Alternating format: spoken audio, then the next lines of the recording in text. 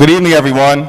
It's an honor and a privilege to once again stand before so many people from the 8th Congressional District that I'm privileged to represent. Let me first just thank Principal Harrison for her leadership and what she does in partnership with the other principals here at the Bedford-Stuyvesant Boys and Girls High School campus on behalf of the young people of this great community and from Central Brooklyn all across our tremendous borough. I want to thank her for opening up this historic high school. This is the high school where, after Nelson Mandela was freed from a South African jail, his first stop after landing at JFK Airport wasn't in Harlem, it was right here in Bedford-Stuyvesant at Boys and Girls High School. And so it's an honor to have this community town hall held here today. It's been an honor to represent the people of the 8th Congressional District for the last 4+ years in the United States Congress. This is a community that I grew up in on Sterling Place between New York and Nostrand. Spent a lot of time at my grandmother's house on Putnam and Lewis. And to have the chance to serve as your voice down in Washington, D.C. is a great honor, and it's a great privilege, particularly for such a time as this. And as we move into the panel discussion, let me just make this one preliminary thought, and then we'll dive right into the panel and, of course, most importantly, your questions and your commentary as to the state of things and where we need to go as a community, a state, and a nation. But it's been an honor not just to represent the people of the 8th Congressional District, but at least for the 4 previous years, to stand in partnership and solidarity with our great president, Barack Obama. And I think it should be clear to everybody that he did a tremendous job under difficult circumstances with enemies all around him. I mean, one of the things that this last election has revealed is that while Jim Crow may be dead, he's got some nieces and nephews that are alive and well. And a few of them are running around 1600 Pennsylvania Avenue. But despite all of that, he was able to put the economy back on track and to hand this president a country that was moving in the right direction. Now, what's been phenomenal among the many things that number 45 has said is that he inherited a mess. Can you imagine?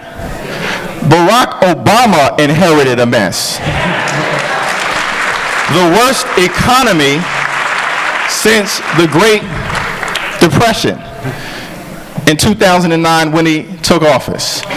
And the country was on the verge of total collapse.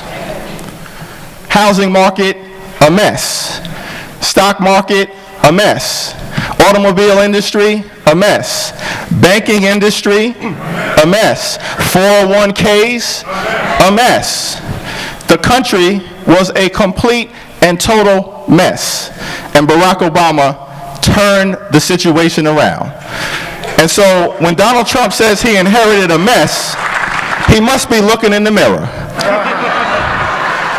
Because the 2 words that capture the biggest mess that we confront in this country right now are Donald Trump.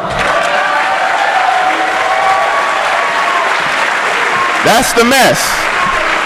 And that's why we're here to help try to clean this situation up. And as I turn the program over to the panelists, let me simply say, in the face of this mess, all of us in Congress on the Democratic side of the aisle have been heartened by your engagement, your involvement, your participation, your activism, and the rise of the resistance movement in this community and all across the country, saying to Donald Trump, and his Republican co-conspirators, we're not going to let you turn back the clock in our country.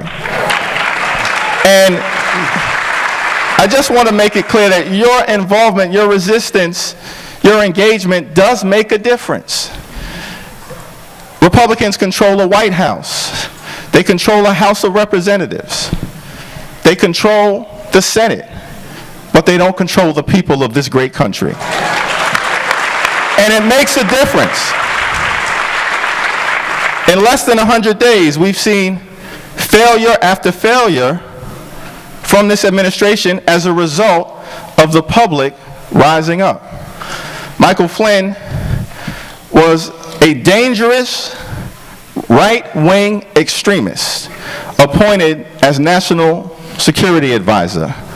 But in less than a month, Michael Flynn was forced to resign in disgrace. And Donald Trump put forth an unnecessary, unacceptable, unconscionable travel ban, and thankfully not just one court, but two courts have twice declared that travel ban unconstitutional. That's resistance yielding success.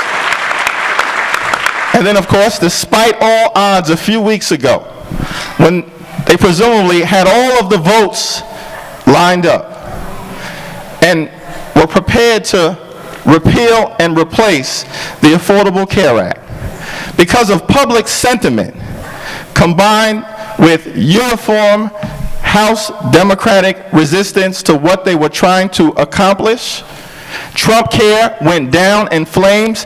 Obamacare is still the law of the land. That's resistance.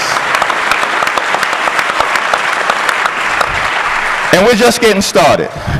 But we know that the storm clouds that are over this nation will continue to create difficulty. And that's what we want to talk about today, and also talk about how we're going to continue to move this nation forward. And so I'm pleased that we've got such a distinguished group of panelists to help set the table for us briefly. And then we're going to engage in a back and forth question and answer session to try to move this community forward. And so we're going to start in order that they are seated, and we'll begin. They've already been introduced, but we'll begin with our dynamic president of Interfaith Medical Center, Mr. Ray Brown.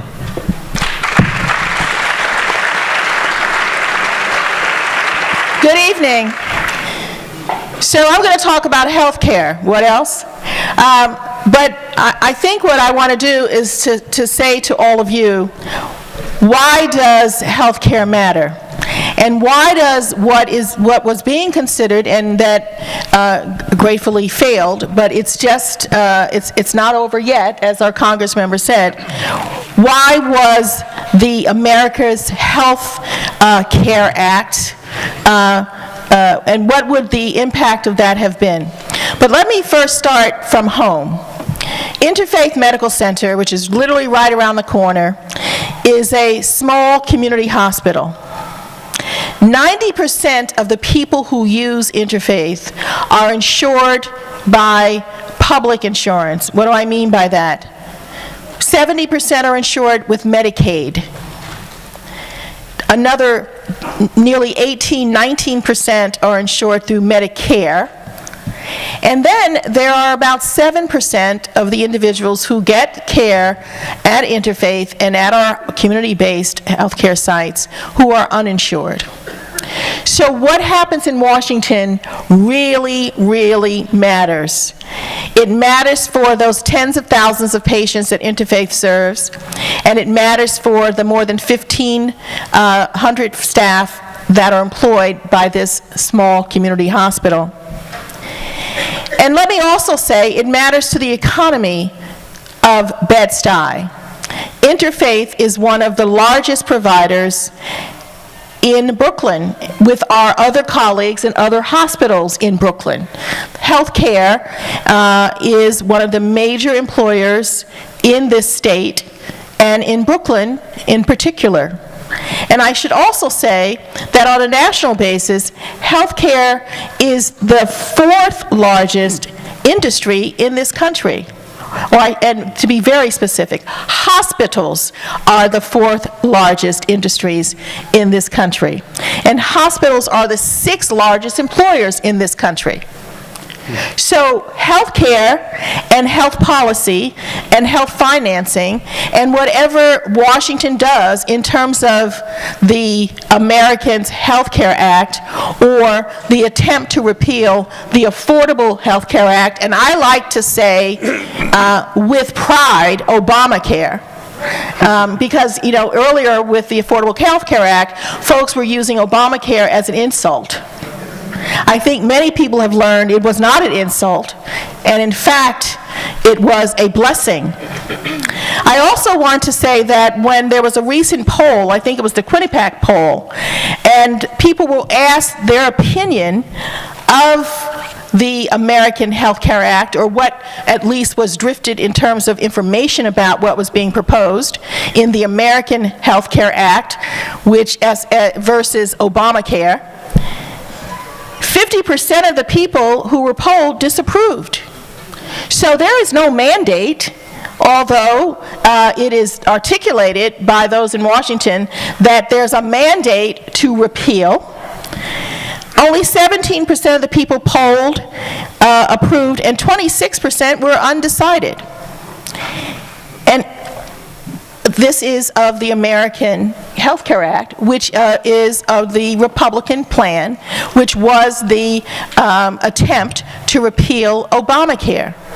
So when you think about it, this was not just folks who are in districts like Brooklyn. This was not just Democrats. These were 50% of the Americans disapproved of the Republicans' plan to repeal Obamacare.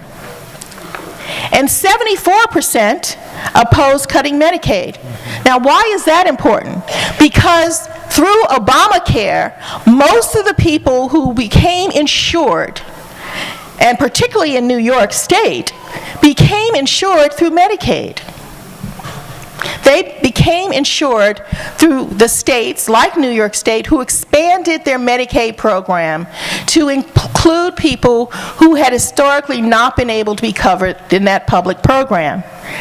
And one of the biggest changes that the American Health Care Act would have done was, in fact, to reduce the number of people who could be newly insured in Medicaid, and to actually change the way in which states got funded to expand their Medicaid programs, actually taking away the incentive funding for states to do so, and ultimately to do what's called a block grant for the Medicaid program, which is essentially say, okay, I'm going to give you this block of money, and now state, you go for it.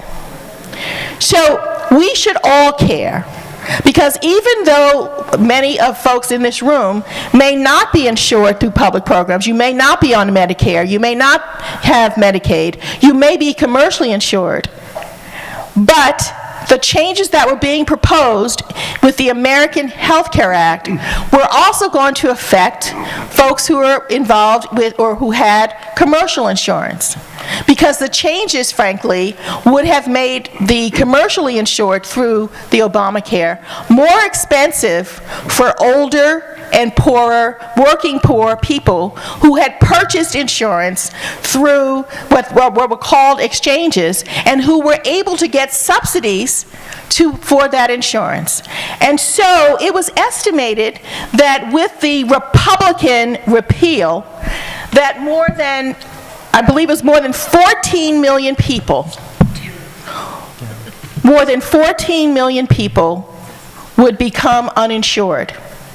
14 million people in 2018, and 21 million in 2020, and 24 million in 2026. So no wonder 50% of Americans who were polled said, we don't like this plan.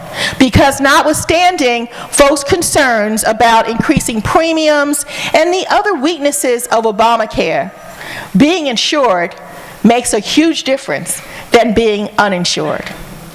And I would also say in New York, if the American Health Care Act had gone into effect, 1 million New Yorkers would have lost their insurance. 1 million New Yorkers. And there would have been nearly a $5 billion cut in funding to the state. Now, as a hospital that depends upon state funding through Medicaid and federal funding through Medicare, we would have had a real difficult time figuring out how we're going to keep our doors open. And that is not a threat, that is our reality. So you should care. We should all care. And we should also all care about health policy, because the issues around public health and certain diseases doesn't just, if you are insured, if you are wealthy, you are just as at risk of certain diseases or epidemics as if you're poor. And so healthcare and the lack of a strong healthcare delivery system, strong hospitals, strong public health departments, healthcare education, strong mental health services affects us all. So we should all care. So I'll be happy to take questions as we go further into the program, but I really just want to impart this. It's not just about those people. It can't be just about those people. It's about all of us. Thank you very much.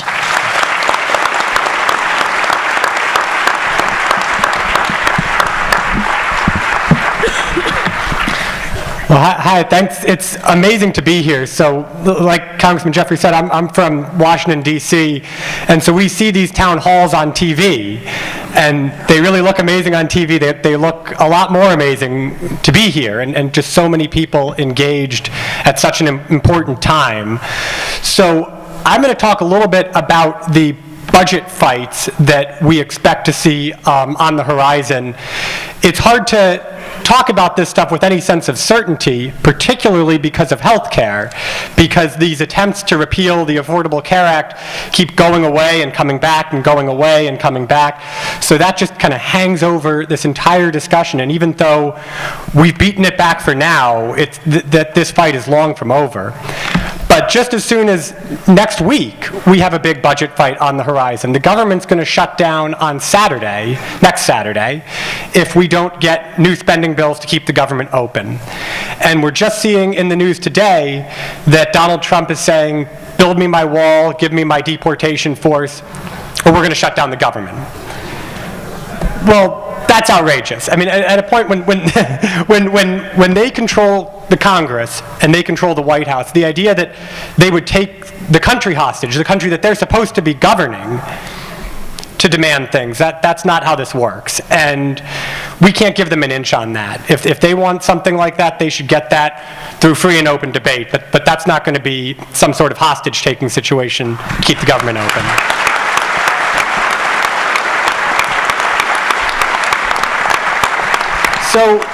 So let's say we get through next week. What's next? So assuming that the government is open, there's two major fights on the horizon.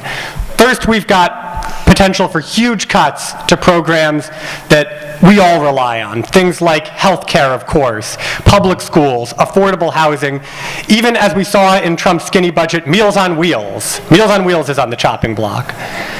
And then the second threat is we have the potential for the wealthiest Americans and the biggest corporations to get huge tax cuts. And the thing to understand here is these are not two things that are happening separately. These two things are linked directly together. We could see a huge upward redistribution of wealth. And what makes these tax and budget fights so dangerous is that there are places where Trump is unusual, but when it comes to the budget, Trump and the Republicans in Congress really are on the same page, and they can really have the potential to move in lockstep here. President Trump's budget director was a founding member of the House Freedom Caucus. That's the the really, really conservative House Republicans. And Speaker Ryan, when he endorsed Donald Trump for president, said, "I'm endorsing him because he's going to sign my policies, mainly things like the Ryan budget."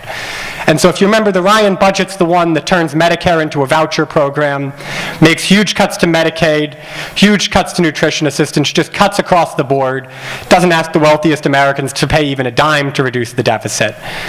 Now, when we hear about these kinds of cuts, they say, we have to do this, or there's this fiscal crisis, the debt is going to drown us.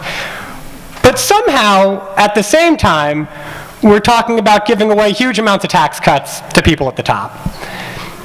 And here's the thing to remember, after they pass those tax cuts and the deficit's larger, they're going to turn around and just start screaming even louder, wow, look at these deficits, now we really have to do something about Medicare. Even though it's the tax cuts, of course, that got us there in the first place. And keep in mind, Trump campaigned and said, I'm not going to cut Social Security, Medicare, or Medicaid. Well, he already broke his promise on Medicaid in the attempt to repeal the Affordable Care Act, makes huge Medicaid cuts.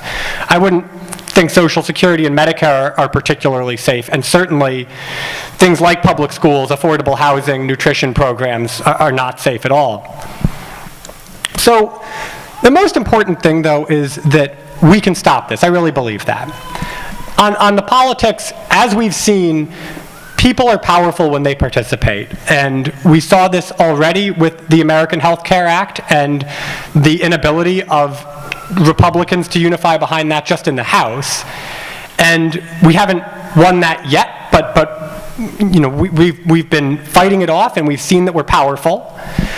On the policy, for all of the talk of this debt crisis, there is just no need for the program cuts that Republicans are advocating. The fact is that we're not about to have some sort of fiscal crisis if we don't privatize Medicare in the next 2 years. And if we're willing to look at the revenue side of the budget, instead of just cutting things like education and retirement programs and health care, we can absolutely afford Social Security and Medicare and great schools and great infrastructure. We can afford those things if we want to. That's the choice that things like the Ryan budget hide, is that we actually do have a choice. We can have those things if we want them. And there's certainly no need to jeopardize those programs just in service of huge tax cuts for those at the top. And so the last thing that I'll say is, looking ahead to the tax reform debate, we wrote a paper at Center for American Progress, we put this out about a week ago, that just says, look, there's a lot of complicated things in tax reform, but there should just be one simple rule, and it's not the only thing that we should be worried about, but before we even get into the details, we should just say, look, no tax cuts for those at the top, no tax cuts for the wealthiest Americans, no tax cuts for big corporations.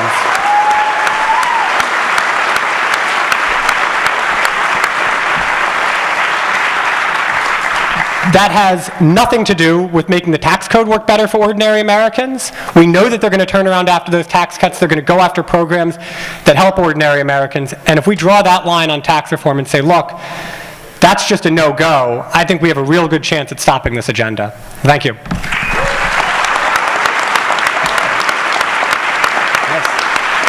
I think I should have picked up the mic. You should have dropped it after that performance. I agree with your sensibilities on tax reform. And for everyone in the audience, the Center for American Progress is going to be the preeminent thinking organization from the left that really leads us in this conversation. And so we're really leaning on you and your colleagues, Harry.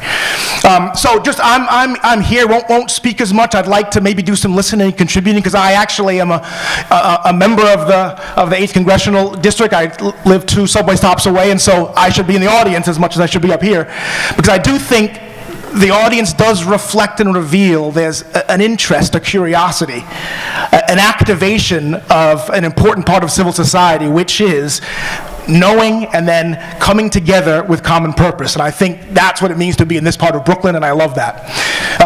For those of you who don't see your congressman in action, I do see him in Washington. I work for an advocacy and civil rights organization, working in many cases hand in glove with the CBC and members like Congressman Jefferies. And I got to tell you, the tone in Washington is as bad as I've ever seen it. I've not lived through Reagan, but I've lived through both Bushes. And I can tell you the tone is different this time. The tone is different this time because we have folks, not just at the top, folks all throughout every level of government, particularly in Congress, who have an antagonistic and a disrespectful view of government itself and the efficacy of the role of the private sector and the public sector to work together to be agents of good and positive change in the lives of Americans. I think that is part of out of the norm of the regular political discourse, just folks in power who don't believe in the efficacy of government. And I think that's hard to negotiate and rationalize conversations with folks like that. But again, we have folks far smarter than I who are working on that at this dais. But I think that is how the playing field has shifted. So just a bit about the skinny budget that Harry talks about from our perspective. I mean, if President Trump talks about, making a, kind of America great again, we understand that, hearkening back to a period where, everyone knew each other, right? And, everyone had a picket fence and a home, and you were able to afford an education and a car and all the trappings of middle-class existence in life. The budget embodies all of the ways in which you can dismantle those values. So, first, it's an irrational budget. What it doesn't do is support the very people and platforms that elected him, and the very people who respond to the dog whistle when he speaks. So one, it's irrational. The second thing it is, though, is intentional, because it does make massive cuts, again, offsetting $54 billion worth of funding for the military. And again, if you combine all the 7 militaries behind the United States combined, it still does not equal the budget of the U.S. military. So, I mean, how many cruise missiles can you send around the world? 5 less than we could have funded Meals on Wheels, right? Things like this. So, I mean, it's intentional in where it directs its priorities. I'll give you one example.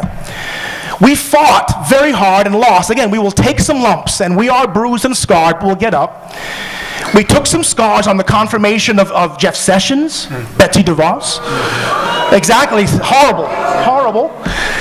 But here's one way in which we're paying the price early on. That budget recommends a $9 billion cut to the Department of Education, while transferring $168 million toward charter schools. That is a national conversation that has to occur. You can't do it with a flick of a pen. So we reject that. But it's an intentional budget, and a tragic one. But lastly, it's also a cynical budget, because as it cuts and slashes those very programs that support not just central Brooklyn, right, and this part of the country who didn't vote for a New Yorker, right, it also slashes the programs that affect between the coasts in a very cynical way. People have voted against their economic best interest, and here's the point where it's cynical. 2 years from now, 4 years from now, they'll turn on the switch again. They'll trot out, oh, it's about abortion, or oh, it's about same-sex marriage, or oh, it's about busing or zoning. These social issues, while important, an important fabric in America, and always will be, the ties that bind, what also binds is the ability to listen and to acknowledge we disagree, but it doesn't mean I'm going to turn around and down my tools and walk away. That's the kind of government we have now. Not working for us, but against us. But it's cynical, because to win elections, what they do is they shift the conversation and the spotlight away from the bricks and mortar of what government should be doing for us, for all of us, towards their view and value about what America should and could be. We reject that. We're fighting against that. The devil's in the details. Thank God it's Congress that holds the purse strings. He can say whatever he wants. It's Congressman Jefferies and his colleagues, and I trust that you will be able to convince those less enlightened to understand the value of these programs. And I think it's up to Congress, and that's where our focus should be. The president can do what he wants.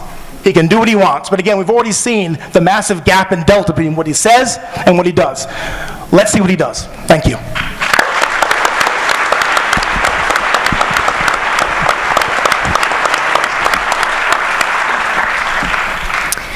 So I am here to talk about how President Trump's budget impacts affordable housing in New York and public housing in New York. And there is some irony here that our real estate developer president has no interest in investing in housing, not for low-income communities anyway. So the budget has proposed, or the Trump skinny budget has proposed a $6 billion cut to HUD, that's a Department of Housing and Urban Development Programs, and that's 13% cut. For New York, that would mean $1 billion cut from core housing programs.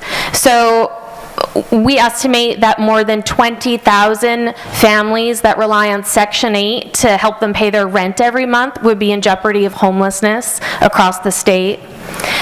For public housing, they would very quickly be in an operating deficit of about $150 million just the first year.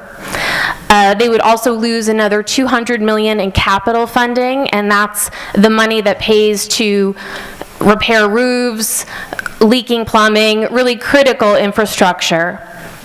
And then some key programs, I think Harry mentioned, will be eliminated. So the proposal is to eliminate the Community Development Block Grant. That money in New York is used to uphold the Housing Maintenance Code. So if you call 311 because your landlord doesn't provide heat, an inspector that comes out is paid through the Community Development Block Grant. So poof, funding would go.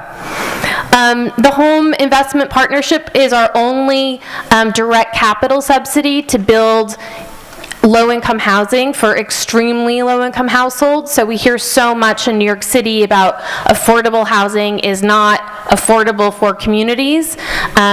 This would exacerbate that exact problem.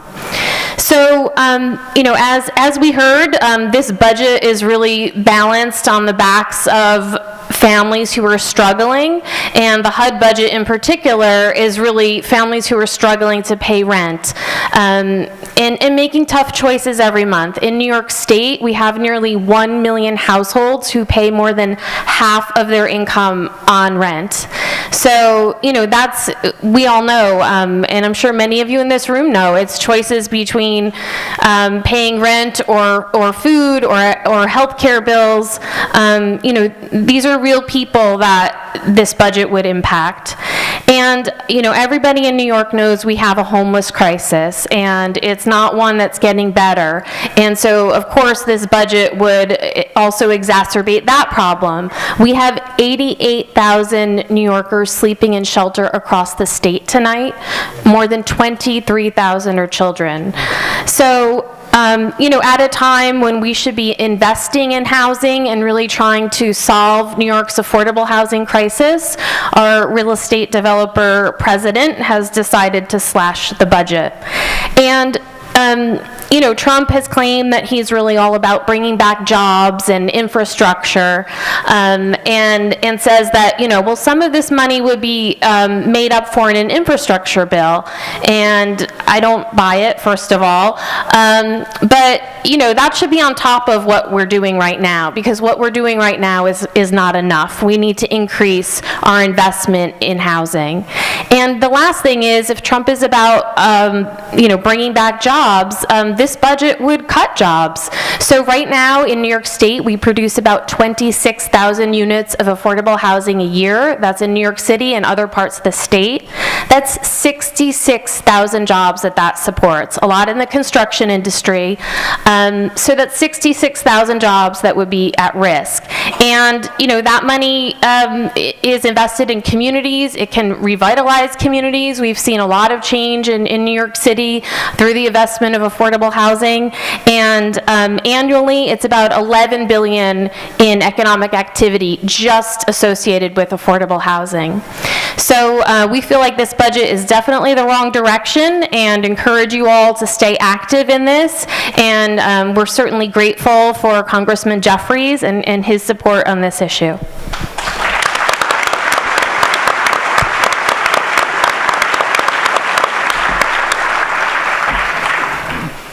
Hi there. My name is Ruthie Epstein. I work at the New York Civil Liberties Union. I first just want to apologize to all of you all for being a bit late. I was actually at a previously scheduled event in Manhattan, so I had to rush here, but I'm really pleased to be here with the Congressman and my distinguished co-panelists, and I'm looking forward to hearing what's on all of your minds when we're done speaking. The New York Civil Liberties Union is the New York State affiliate of the American Civil Liberties Union. We were founded in 1951, a couple decades after the American Civil Liberties Union. We are nonprofit, nonpartisan, and we receive no government funding. We have about 210,000 members across the state, offices here in New York City and in Albany, and 7 chapter offices across the state. And the NYCLU fights to protect the principles and values embodied in the Bill of Rights, the U.S. Constitution, and the New York State Constitution for all New Yorkers. We fight in the courts, we fight in the streets, and we fight in the legislatures. So I was asked, thank you. I was asked to come here today to speak specifically about immigration issues. It's a dim time. Immigrants' rights in Trump's America is the title of the remarks that I've been giving over the past couple of months, and it's a dismal title to have to look at on the PowerPoint. Since January 20th, President Trump has issued 3 executive orders relating to immigration, and the Department of Homeland Security has issued a number of additional directives and memos. So I'm just going to roll through some of the stuff that the president and this administration have put into place since January 20th. Forgive me for being a bit policy wonky, but I think it's important to sort of get the full shape of what's going on under this president. First of all, he has dramatically expanded the enforcement priorities for the Department of Homeland Security. So what that means is every law enforcement agency has limited resources and has to set priorities. This is across the board. This is a standard principle of law enforcement agencies, including the Department of Homeland Security. Under President Obama, certain enforcement priorities were set for immigration that included focusing on recent border crossers and people with serious and violent felony convictions for detention and deportation. Now, the ACLU and other immigrant rights organizations had concerns about the prioritization under the Obama administration. As you may know, under that administration, more people were deported than under any other prior administration in our nation's history. So things weren't exactly rosy under that administration. But under President Trump, we're dealing with expanded enforcement priorities. So basically, he has declared that everyone potentially subject to detention and deportation under our immigration law is a target for the Department of Homeland Security. It's scary, and coupled with that executive order, coupled with the hateful, the xenophobic, the racist rhetoric coming out of this administration has created a lot of fear in a lot of communities across New York City and across the country. So that's just the first thing that he did. He has also directed the hiring of 15,000 new immigration officers, which that's going to require the cooperation of Congress. The aforementioned budget fight that's happening right now, part of that fight is about funding for those 15,000 officers. So we urge Congressman Jefferies and his colleagues in Congress to continue to stand firm against that.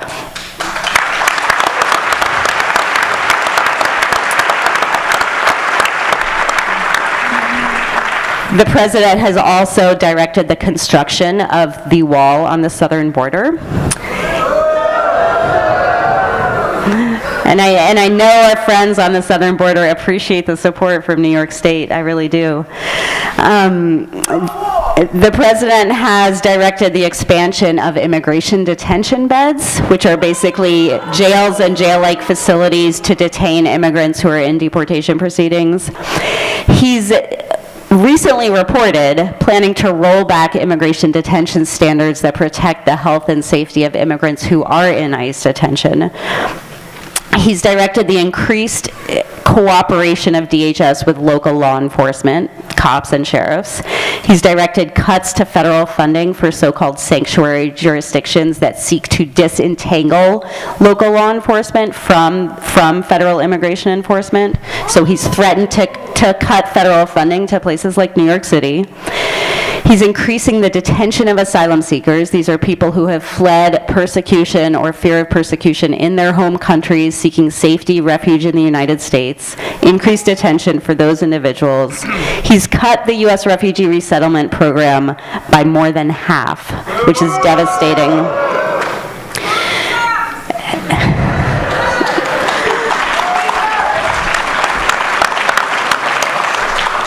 I just want to say how much I love Brooklyn. I really do.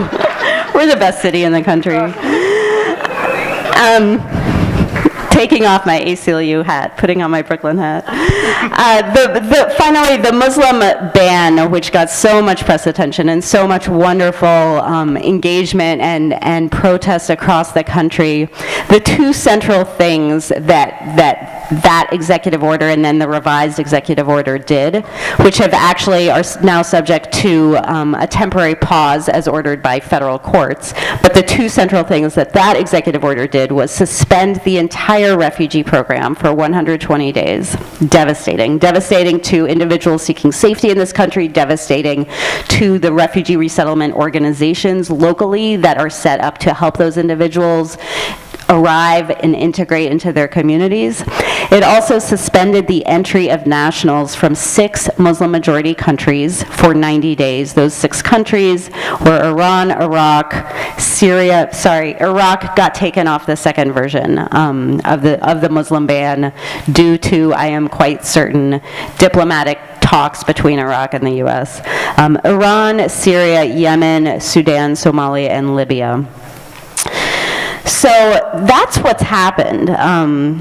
It's been devastating. I mean, I've been working on these issues for over a decade, and I feel like he has within 3 months rolled back every step of progress that we have made to increase fairness and justice in the immigration system in this country. We live in New York City, however, and New York City has a bunch of good policies. The City Council has funded legal services for detained immigrants who are in deportation proceedings. And I want to say there that we're in many ways a model for the rest of the country. Unlike in criminal proceedings, there is not a right that's been recognized by the federal government for a government-funded attorney in deportation proceedings for people who can't afford their own attorney. So this is a great thing for New Yorkers. And we do have a good immigration bar in this city. The city has also placed limits to cooperation with DHS enforcement for the NYPD, for the Department of Correction, which is Rikers and the jails, and for the Department of Education. So the city has taken a lot of the steps that it can take to limit the cooperation of city officials with the feds when it comes to immigration enforcement. However, the city cannot prevent the Department of Homeland Security from carrying out enforcement. That's really, really important. The term sanctuary jurisdiction can create, for some people, it doesn't have a legal meaning. It's not a term of art, and it doesn't even have an agreed upon meaning, but what it can do is create a false sense of safety for people. Folks are not safe from ICE enforcement in the city. It's really important to be clear on. So if your immigration status is not settled, if anyone you know and love, if their immigration status is not settled, we recommend that you talk to a good immigration attorney as soon as possible and try to get your papers in order. Calling 311, asking for Action NYC. The city has actually set up a referral system via 311 to refer out to good nonprofit attorneys. Quickly, I know I've been talking for a bit, but I want to quickly talk about resistance. May Day, May 1st, a week and a half, will be immigrant rights and workers' rights organizations across the country will be mobilizing in support of immigrants' rights and workers' rights. In New York City, the mobilization is going to take place at 5 p.m. in Foley Square. 5 p.m. Foley Square, Monday, May 1st. I will be there. We also want to continue to urge Congress to resist Trump's deportation machine via funding. He has requested $3 billion in fiscal year 2017 supplemental money. It's insane, especially when we think about the other cuts that my colleagues here have spoken about.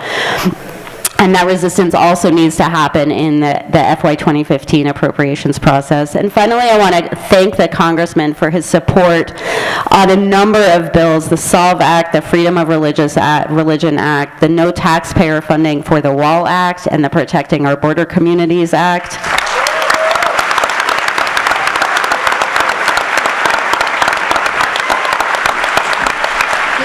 Each of these bills in its particular way is fighting against the Trump immigration deportation machine, so we really appreciate the Congressman's support on that. Thank you.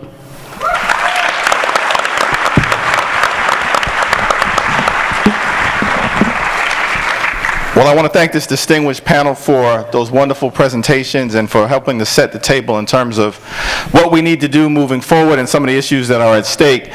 We're now going to begin our question and answer period. We've got 2 microphones set up on the 2 inner aisles. Those of you who've got questions, I would ask you to line up in either location, and we're going to alternate from left to right. I also want to acknowledge earlier today, Principal Harrison mentioned the presence of Councilman Al Van and Assemblywoman Annette Robinson, 2 pillars of the community, and I'm honored to stand on their shoulders. And I'm thankful for them and their mentorship and their guidance and their support. I also want to acknowledge the presence of our local Assemblywoman who's doing a tremendous job in her freshman term. Assemblywoman Tremaine Wright is here in the building, and we're thankful for her.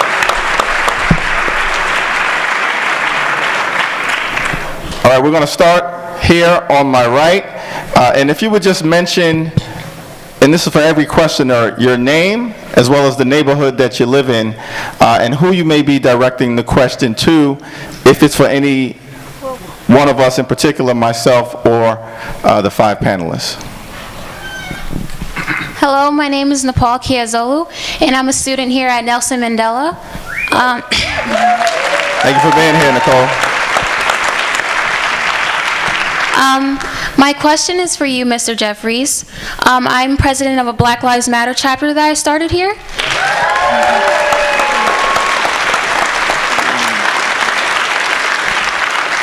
Currently, we have a president in office that does not care about any minority lives here in America. And my question for you is, what are the efforts that you and your team are making to end police brutality here and also the racial inequalities? Thank you very much. That's a great question. And we appreciate not just the question, but your advocacy. This is certainly a very challenging environment in terms of racial and social justice. We have basically gone from a situation where you had a progressive attorney general in Eric Holder to a progressive attorney general in Loretta Lynch to a disaster and a good old boy in Jeff Sessions. And someone who wants to obviously turn back the clock. As an aside, Jeff Sessions shouldn't be sitting at the Department of Justice. He should be on trial for engaging in perjury before the United States Congress.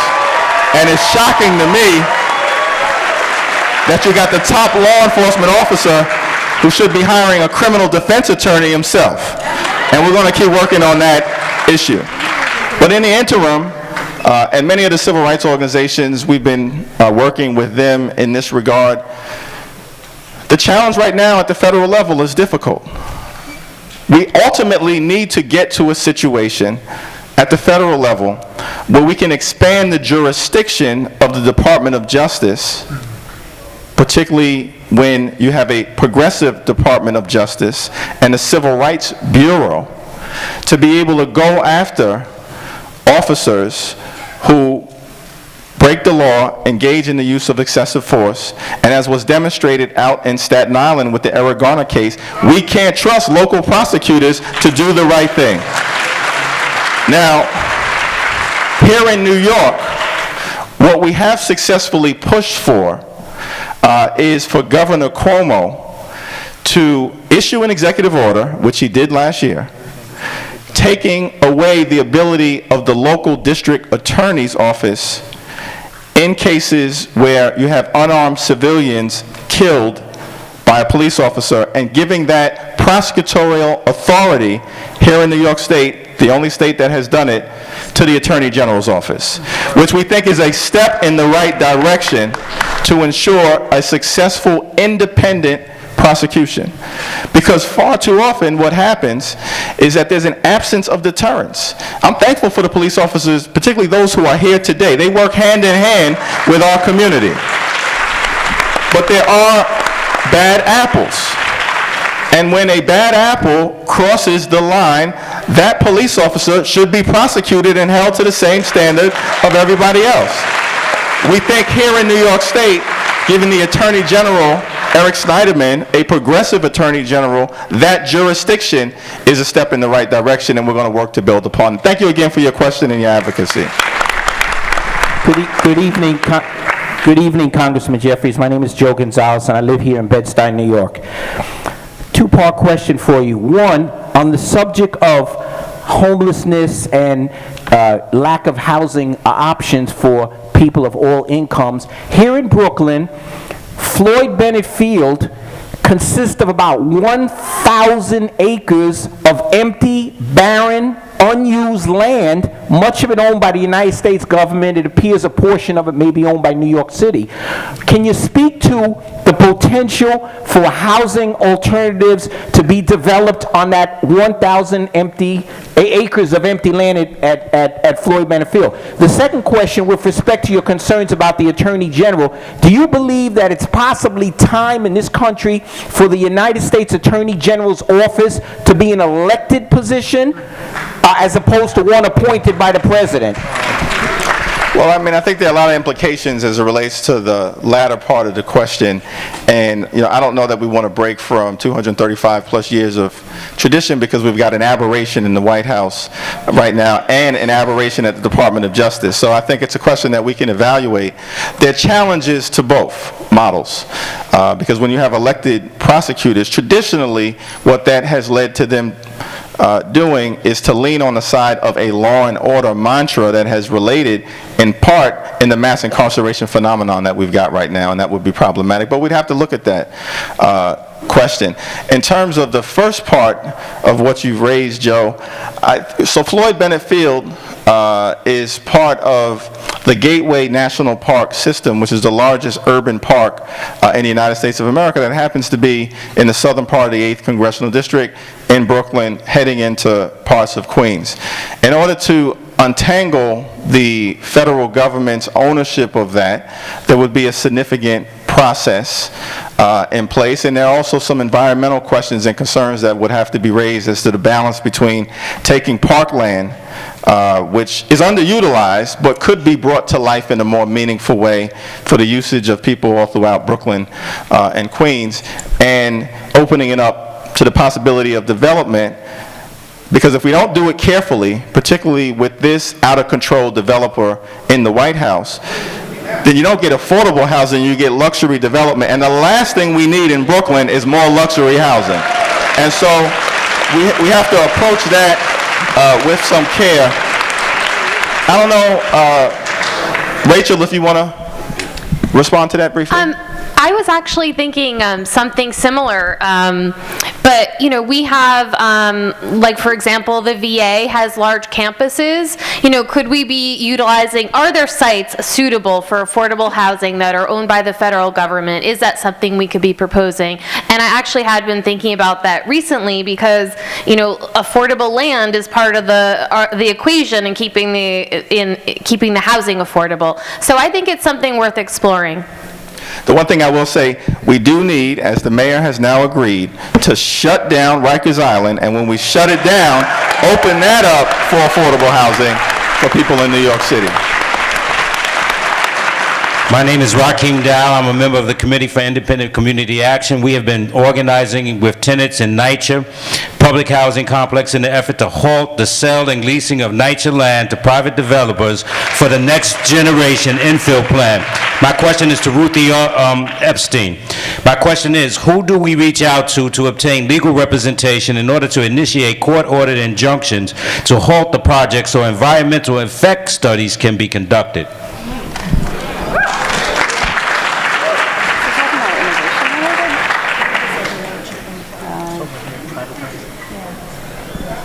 Yeah, that's actually outside my area of expertise. I want to see if there's anyone else on the panel who can respond.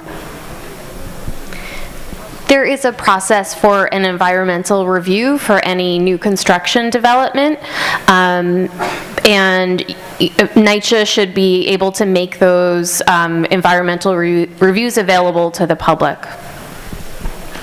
And that is something that we as a congressional delegation are taking a look at in terms of what the mayor and the NYCHA chair have proposed. I will say that many of us are skeptical about any effort to take so-called underutilized public housing land and to transform it for development, because that may just lead to an acceleration of the type of gentrification that is damaging so many parts of Brooklyn. And under the previous administration, when it was proposed by Michael Bloomberg, we had a meeting with then HUD Secretary Donovan, and we said, under no circumstances should this Obama administration approve the sale of NYCHA land so that Michael Bloomberg can hand it off to his developers, and we successfully shut that down.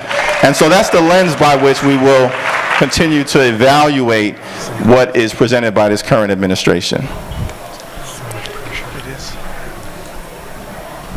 My name is Travis Morales. I live here in Crown Heights, and I'm a member of Refuse Fascism.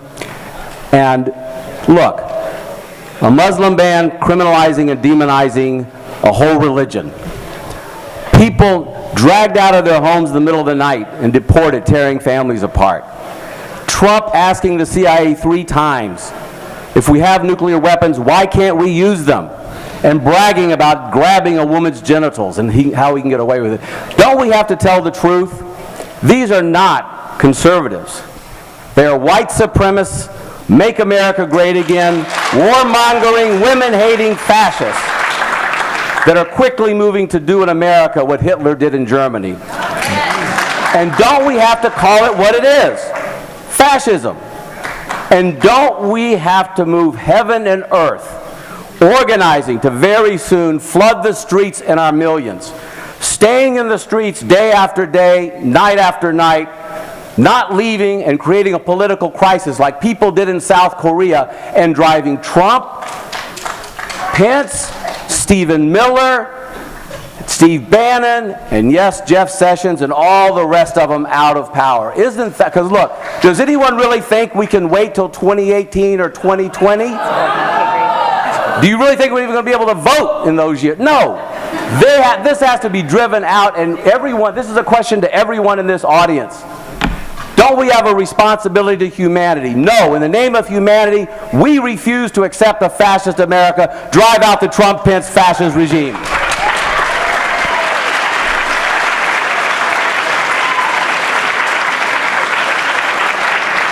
Thank you, and let me just say, I mean, we certainly there's an urgent need to protect our democracy in the face of someone who clearly wants to conduct himself as if he is a dictator. And there are people in his administration, you mentioned several of them, Steve Bannon, perhaps most prominent among them, that clearly want to take this country down a different path. Trump had a meeting with the CBC Executive Committee, the Congressional Black Caucus Executive Committee, of which I was previously a part of, but as I ascended to a position amongst the House Democratic leadership, yielded that CBC position, but so I wasn't invited to attend that White House meeting, thankfully.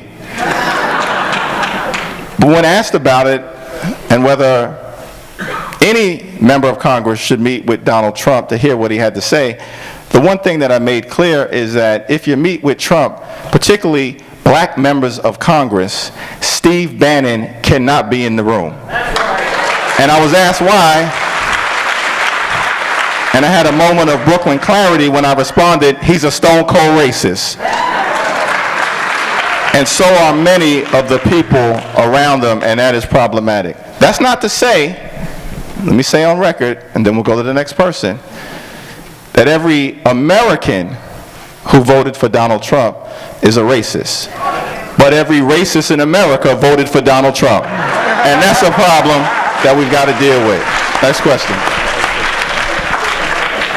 Thank you, Congressman. My name is Hildinger Mahanti. I am a volunteer for an advocacy organization called Immigration Voice. I'm here to raise an important issue with you. The issue we are facing is that we have to wait up to 70 years for our green cards. I personally have to wait 70 years. And yeah, 70. Yes, 70. And the reason for that is I was born in the wrong country. The way this works is it is illegal for them to discriminate on national origin when they hire me on an H-1B visa. But when it comes time to give me my green card, all of a sudden where I was born is an issue and I'm in a 70-year-long wait. And while I'm waiting, I'm on this H-1B visa. And when you're on H-1B visa, your relationship with your employer is the following. You get really sick that you cannot work, you get fired, you get laid off, you have to sell your car, sell your house, pack your bags, take your kids out of school, and get out. And not surprisingly, this is causing a lot of abuse. Now, fixing the H-1B program requires a big fight with the tech industry that my small organization, Immigration Voice, does not have the resources to undertake. But there is a bill that will somehow ameliorate the effects of this. And what that bill does is it removes the discriminatory fact on the green card side. So it just becomes a first come, first served system. And the bill has 170 co-sponsors in the House right now, bipartisan. Ranking member Conyers on the Judiciary Committee, which you're on, is a co-sponsor. Congresswoman Zoe Lofgren is a co-sponsor. Congressman Nadler from Manhattan is a co-sponsor. I'm here to ask you for your leadership and your co-sponsorship on that bill. That's a great question, and here's a simple answer. When I'm back in Washington, D.C. on Tuesday, I'll be a co-sponsor as well. Next time? All right. Good evening, my name is on. Good evening, my name is Deborah Shaw. I'm from Fort Greene, and I'm here to I represent a bunch of homeowners who's in foreclosure and going against, right now, who's under the mortgage-backed securities crisis. So this question is directed to you and Mrs. Fee. The problem that we have here now is Kings County is right now in their court system is overrun by foreclosures, and there's a lot of unsuspecting homeowners who doesn't think that they have any defenses. So what I found out is the company that I work with, we've noticed that there's a bunch of mortgage-backed securities that are floating around this industry, and no one's being held accountable for it.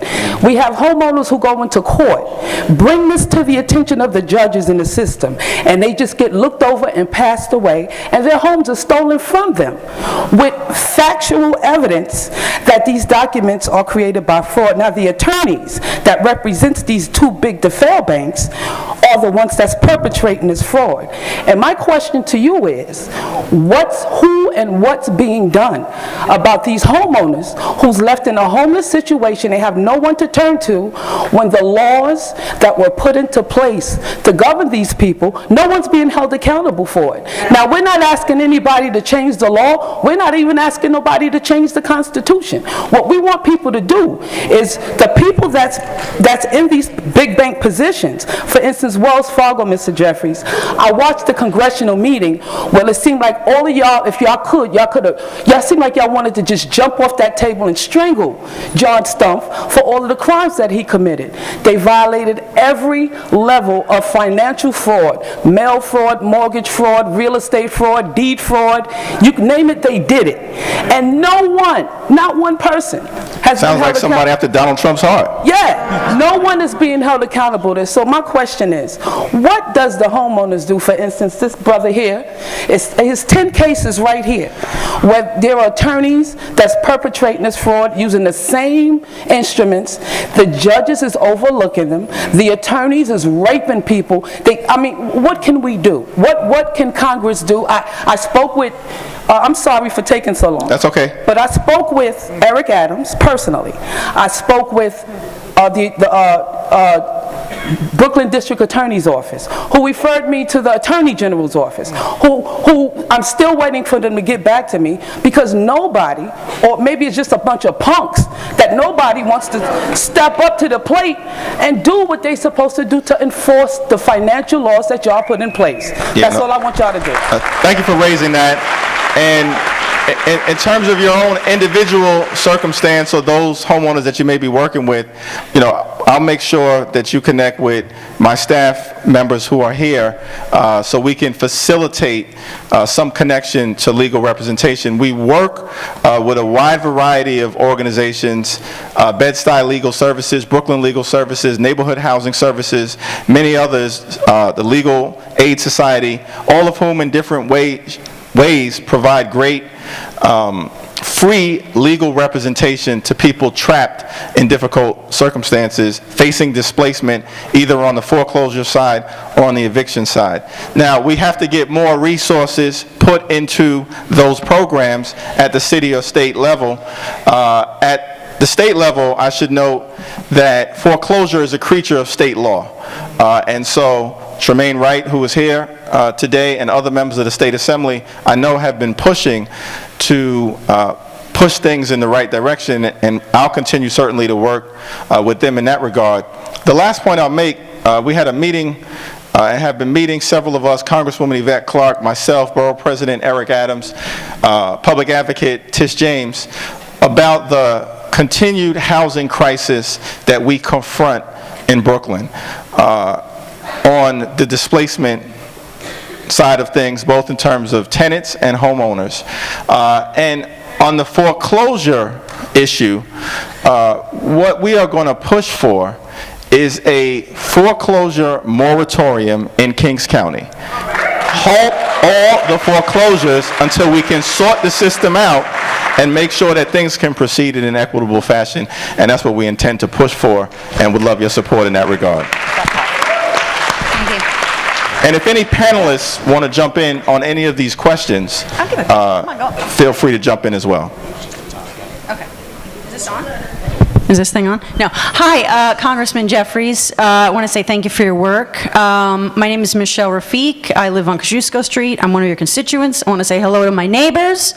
And I want to say a couple of things about Obamacare. As much as it is a positive thing, it's not enough. And right now, I was recently fired wrongfully. I'm on unemployment. My rent is going up 26% next month. Like many people here, I've been living hand to mouth my entire life. I don't have any trust fund. I don't have parents that are paying for me. And we need single payer. We need single payer because I paid my taxes this year. I'm paying a mandate for not having health insurance that I couldn't afford. And so there's something wrong with that. Last thing I want to say is it's 420 day. We got to legalize marijuana. Thank you.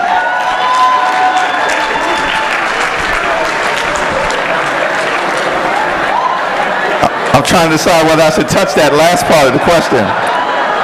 But when I was in the state legislature, I will say that I fought for the decriminalization of marijuana because of the fact that what we have seen is that until Ken Thompson changed the dynamics, you would have recreational use of marijuana that apparently is a crime in certain communities, like Bedford-Stuyvesant, but is socially acceptable behavior in other communities, like the Village and the Upper West Side.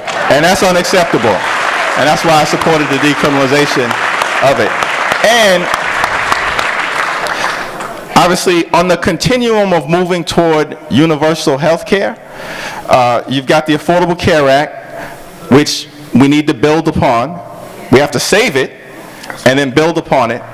Now, there was a public option, I wasn't in Congress at the time, that was successfully voted on in the House by Democrats, but couldn't move because you couldn't get the votes to do it in the Senate. And so we're still working on building the support necessary as we move toward universality. The final stage, obviously the most significant one that I support, is Medicare for All. John Conyers has introduced a Medicare for All bill. I'm an original co-sponsor.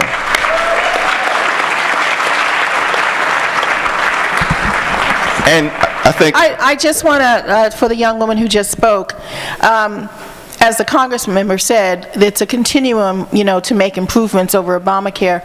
But until such time as we have the single-payer system, there are healthcare providers who are to serve folks regardless of your insurance status and your opportunity, your ability to pay. And I would say at Interfaith, we do provide healthcare services for folks without insurance. So please, don't go without healthcare because you don't have insurance. Come to Interfaith or go to our Bishop Walker Health Center and we will serve you. Thank you, Mrs. Brown.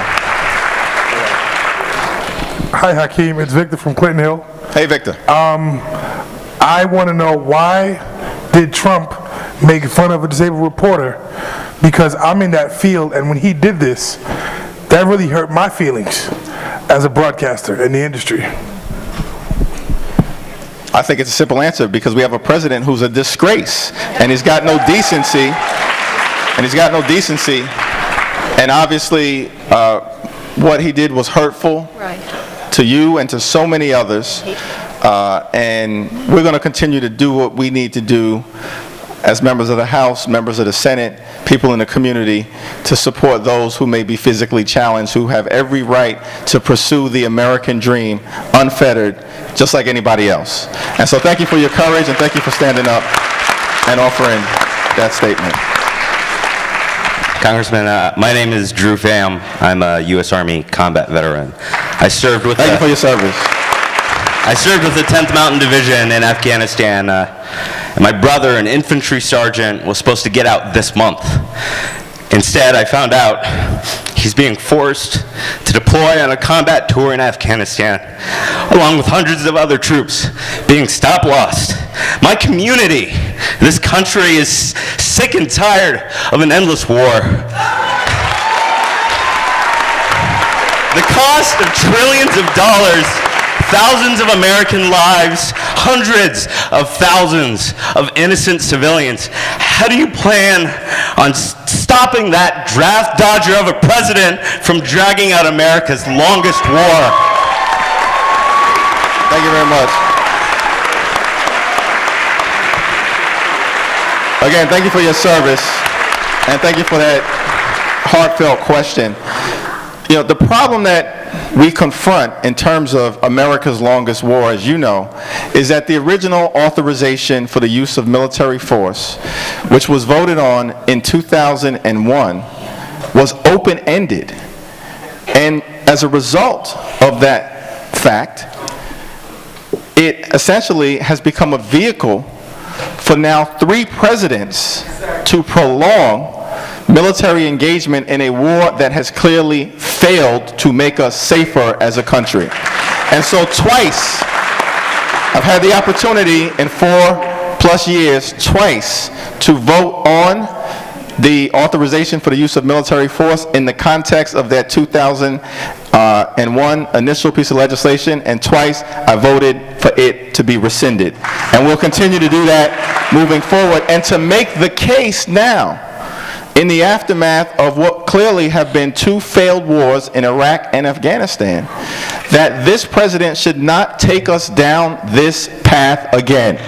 And hopefully the American people will understand, having gone through the trauma of these 2 failed wars, and I don't know if anyone wants to speak on this, but not only the human tragedy and the suffering for those who have sacrificed, but the inability to invest in things that will make a difference here domestically has cost us hundreds of billions, if not trillions of dollars of wasted resources, and that's got to change.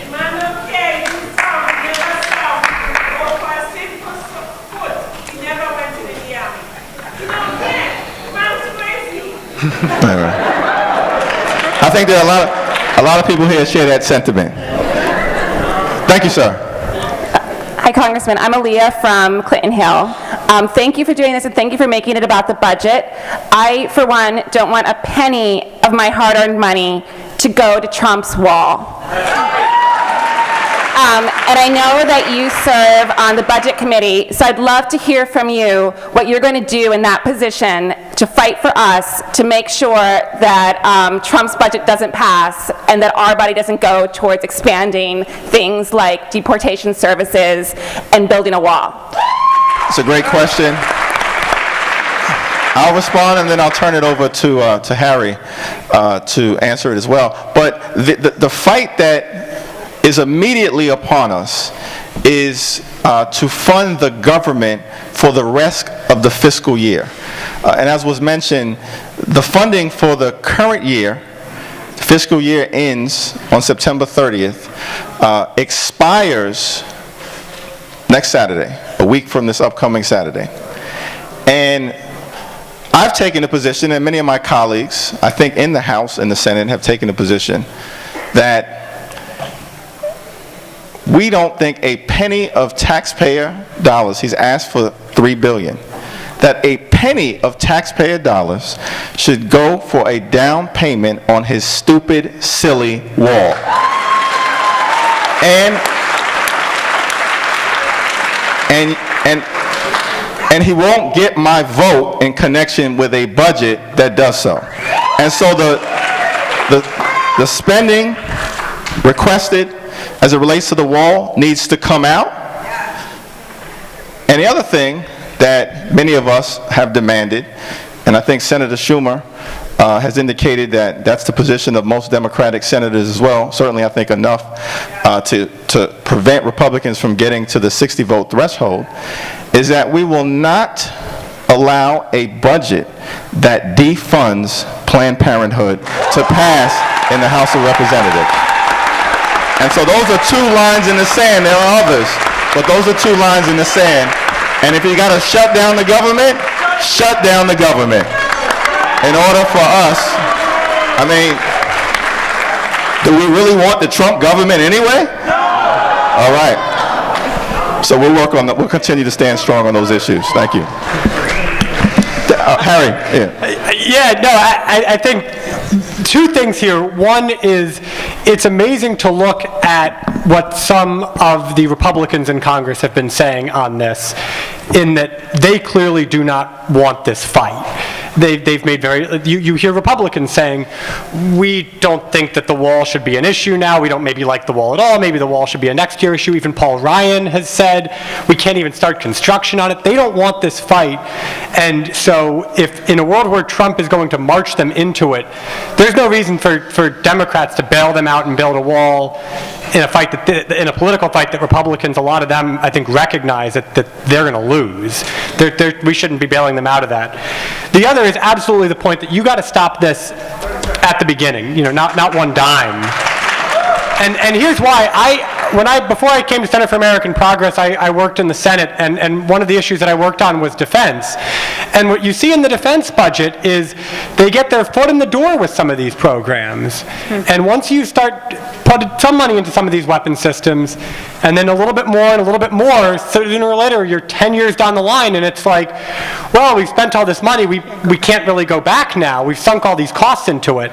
So even if it's just $1 billion, which is a lot of money for something that's absolutely absurd, in 1 year, we know that it's $20, $30 billion. We know Mexico's not going to pay for it, so we got to stop it right now. We got to stop it this year, next year. Absolutely. Thank you very much. Thank you. My name is Pamela Campos Palma. I'm the proud daughter of a Honduran immigrant, and it was my mother who encouraged me to enlist in the Air Force, where I served for 10 years. Thank you for your service. And I served as an intelligence analyst in the intelligence community. As former whip of the Congressional Black Caucus, I know you, sir, were actively focused on maintaining the CBC's historic role as the, quote, conscience of the Congress. It's clear that this commander-in-chief aims to manipulate law and order, to oppress our communities, but doesn't even hold himself to the most basic standard of transparency or cooperation. This man's corrupt ties to an adversarial foreign power is alarming, doesn't even cover it. It is a national security threat.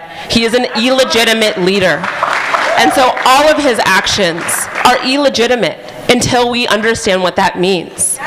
As a basic airman, not even as a seasoned airman, one of the first things I had to do in the military was give up my personal contacts, my financial information, everything. I had to upheave my life to the government to show that I was able to keep a secret clearance at minimum. And this commander-in-chief can't even do the basic standard. What, sir, will you and your colleagues do to hold him accountable to the most basic standard of transparency? That's a great question.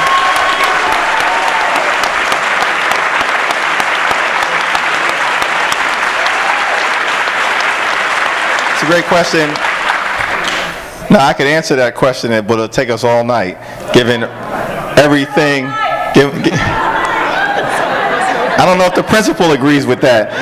But we're gonna take as much time as we can here at Boys and Girls High School. But let me just take the tax piece of it, and then maybe later on I'll address the Russian piece of it. But let me take the tax piece of the situation. Every president we know since Gerald Ford,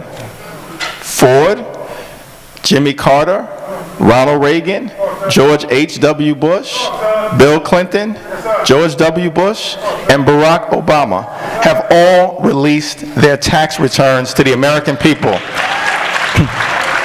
And we have a billionaire reality show host, liar-in-chief, who is holding himself to a different standard. If anyone needs to disclose their tax returns, it's Donald Trump. And so for 5 consecutive weeks prior to this recess, each week Democrats came to the floor with a resolution designed to compel the House of Representatives, which has the power through the Ways and Means Committee, to force Trump to relinquish his tax returns. And we've got a petition connected to legislation right now pending on the floor of the House of Representatives. Every Democrat supports it. We need to find 24 Republicans who will support it as well. And then we can get his taxes. Now, some of my colleagues are good men and women. Some of them aren't profiles in courage. We don't know what's going to happen. But what we have said, because we know that they need our support to do anything related to comprehensive tax reform, is no tax returns, no tax reform. Thank you.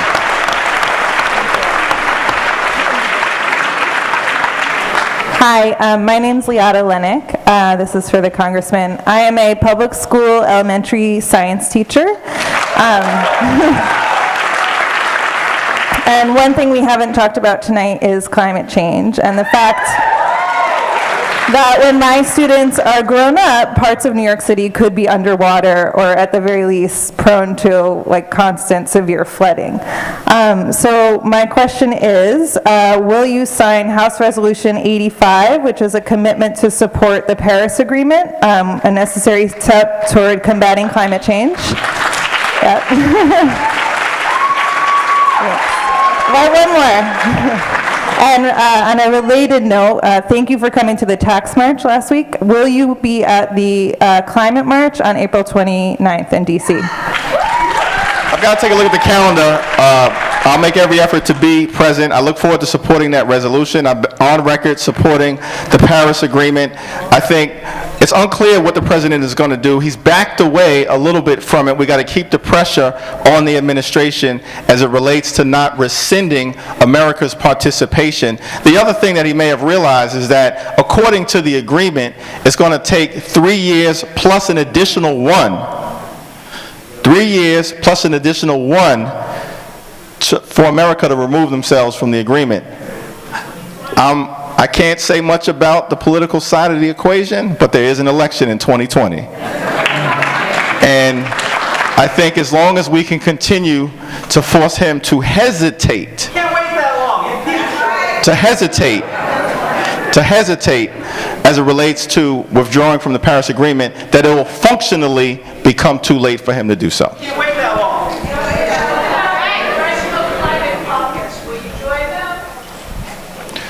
question. 1 second. Next question. I just want to respect everybody in the order in which they have stood on the line. Thank you very much. My name is Perry O'Brien. I live in Clinton Hill, and I am an Army veteran who served in Afghanistan with the 82nd Airborne Division. Everyone in the military community knows the cost of war, and we understand that when it comes to conflicts like the terrible war in Syria, military force must always be our last resort. We need diplomatic and humanitarian services, yet it's these services whose budgets Trump is so eager to gut. Congressman, as a leading voice in the resistance, what will you do to make sure that bombs and bullets are not our only tools of foreign policy? Great question, and again, thank you for your service. One, I oppose the notion in Trump's so-called skinny budget that we need an additional, $54 billion in additional military spending when, as has been mentioned, if you take the 7 largest militaries after the United States of America, combined, their spending doesn't match ours. And that includes China and North Korea and Russia and some tough militaries that are out there. But it doesn't match ours. So clearly, we spend far too much on the military-industrial complex. And we need to change that dynamic as well. And in terms of diplomacy, I've had 2 opportunities, aside from the AUMF that I referenced earlier in 2001, that is still extended itself for far too long. 2 opportunities to kind of weigh in on these foreign policy issues as a member of Congress. One, related to the Iran nuclear agreement, which I supported President Obama's effort there and is working. And the administration was forced to acknowledge that just a few days ago, that Iran has not violated that agreement. The other was when there was a request to authorize military spending and to arm the Syrian rebels. And I opposed the administration's effort to arm the Syrian rebels because I did not think that it was an effective way to resolve a tough challenge as it relates to the Assad regime, and will continue to push for the use of soft power, diplomacy, over wasteful military spending. Thank you. Hello, Congressman Jefferies. My name is Padma, and this is my friend Hemant. We are from an organization called Skilled Immigrants in America. And first of all, I would like to thank you because you have supported the previous bills of HR 392, which is introduced in this Congress. And one of my other friends has already asked this question, and I'm happy that you've agreed to co-sponsor it instantly, and I'm waiting for Tuesday. But what does it take for this bill to come to the floor for voting? Well, that it does have bipartisan support, as was mentioned earlier. I don't know what the level of support is in the Senate. And we obviously are dealing with one of, if not the most anti-immigrant presidents ever to serve at 1600 Pennsylvania Avenue, and he's a problem, he's an obstacle. But that doesn't mean that we can't continue to push this legislation forward, particularly given that it has bipartisan support out of the House, out of the Senate, and then shame the president, hopefully, into signing the legislation. It's going to take your continued effort, involvement, raising the issue. Public sentiment is everything in terms of moving things forward in a hostile environment, and I'm committed to continuing to do so. I don't know if anyone else wants to add to that. Ruthie? No? Thank you very much for your presence and for your advocacy. I think what we may do, we still got some time, but we don't have unlimited time here because of the school day tomorrow. But we're going to take 2 questions at a time. We're going to try to get through everyone if possible, but let's just take 2 questions each side, and then the panel or myself will respond to both when asked. Hello, everyone. Thank you for coming tonight and speaking to everybody, and thank you, Congressman, for being here. My name is Waylon Munson. I served in the military from 2002 to 2014. And upon exiting the military, I waited nearly 2 years for a medical appointment with the VA.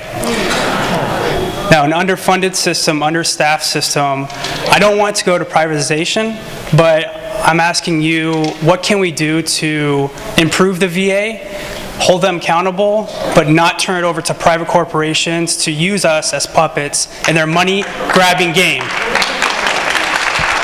Well, thank you for that question. First of all, I'm in complete agreement with your position. First of all, privatization is off the table. And that's just a recipe to enrich some folks and to decrease the level of care, ultimately, that will be provided. We've seen this in other contexts.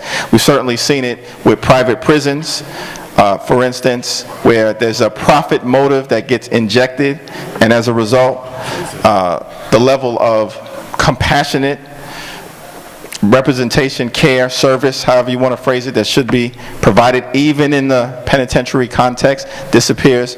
Certainly, we would see the same exact thing. And I'd be wary, and everybody should be skeptical whenever they go after an institution. And many of my colleagues down in Washington have chosen to go after, and there certainly are problems. Out in Arizona, there was a problem. We need to strengthen the VA. But there's also a continuum where they demonize an institution in order to downsize an institution and ultimately to privatize an institution. And we're going to not let that happen as it relates to the Administration for Veterans Affairs. Hi, thank you all. I know that this is really stressful for all of you as you're all on the front line, so seriously, I wake up stressed every day, so thank you so much for what you guys do. In the light of the Democratic Party and all the transition that we're seeing, the alignment is really, really important. So I think my question for you guys that I feel is most pressing, some of your biggest donors, Congressman Jefferies, include News Corp, which, as we all know, is Fox News, not exactly our aligned interest. And with really respected other Democrats like Cory Booker and voting against the Farm Bill that would have lowered pharmaceutical costs, how can we be sure that your votes and your policies will align with what your constituents want versus what your donors are? It's a great question. And I think everybody's got, I don't want to speak for Senator Booker, obviously. Everybody's got to be evaluated, on the merits of their own voting record. And I would just ask, you or anyone else to take a look at the voting record, which is publicly available, some of which I've talked about today, both in terms of the votes that I've cast, as well as the legislation that I either have supported or will support moving forward. And what you will see is that it's never about any special interest, it's always about the public's interest.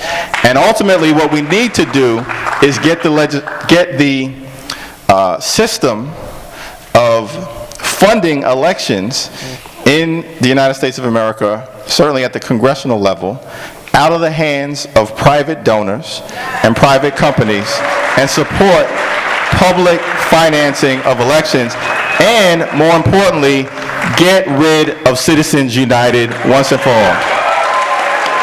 So thank you for a very important question. And we're going to go both sides now. Congressman Jefferies, thank you for joining us. My name is Casey. I live in Fort Greene. I wanted to ask you about the role of disinformation during the course of the campaign and afterwards. How do you plan to take efforts to avoid something like what happened during our campaign happening again? And I know that it's a situation that affected Republicans a lot more than Democrats, but we've still seen disinformation and propaganda affect Democrats. Okay, great question. We'll address it in a moment. Thank you. My name's Alyssa. I'm in Clinton Hill. And people are justifiably terrified about the president being able to unilaterally launch nuclear weapons. Will you co-sponsor H.R. 669, which restricts first use of nuclear weapons Act of 2017? Yeah, I think that's Ted Lieu's bill. If I'm not on it, I expect to be on it. Okay, thank you. I will support it. Does anyone want to address that question? I'm going to address it. Can I just make just a point? Yeah. as a citizen here, for all of us, you know, as the president's approval ratings plummet, there's a direct proportion to our likelihood to go to war at some point. And so I'm saying the ability to not only organize but mobilize, we need to be prepared for an anti-war movement to spur out of this kind of gathering. I'm saying that is on the horizon. That's the kind of bait and switch you can expect. That's just me as a citizen. And, you know, on this phenomenon of disinformation, fake news, you know, I had a meeting, I think it was yesterday, with Facebook, because we're trying to get a sense of how they can be more responsible. I think it's 60% of the American people get their news from Facebook. 60%. And so they're engaged in a process of trying to understand how fake news has been disseminated through their platform and how to rein it in ways that are, of course, consistent with the First Amendment. That's a challenge that we confront.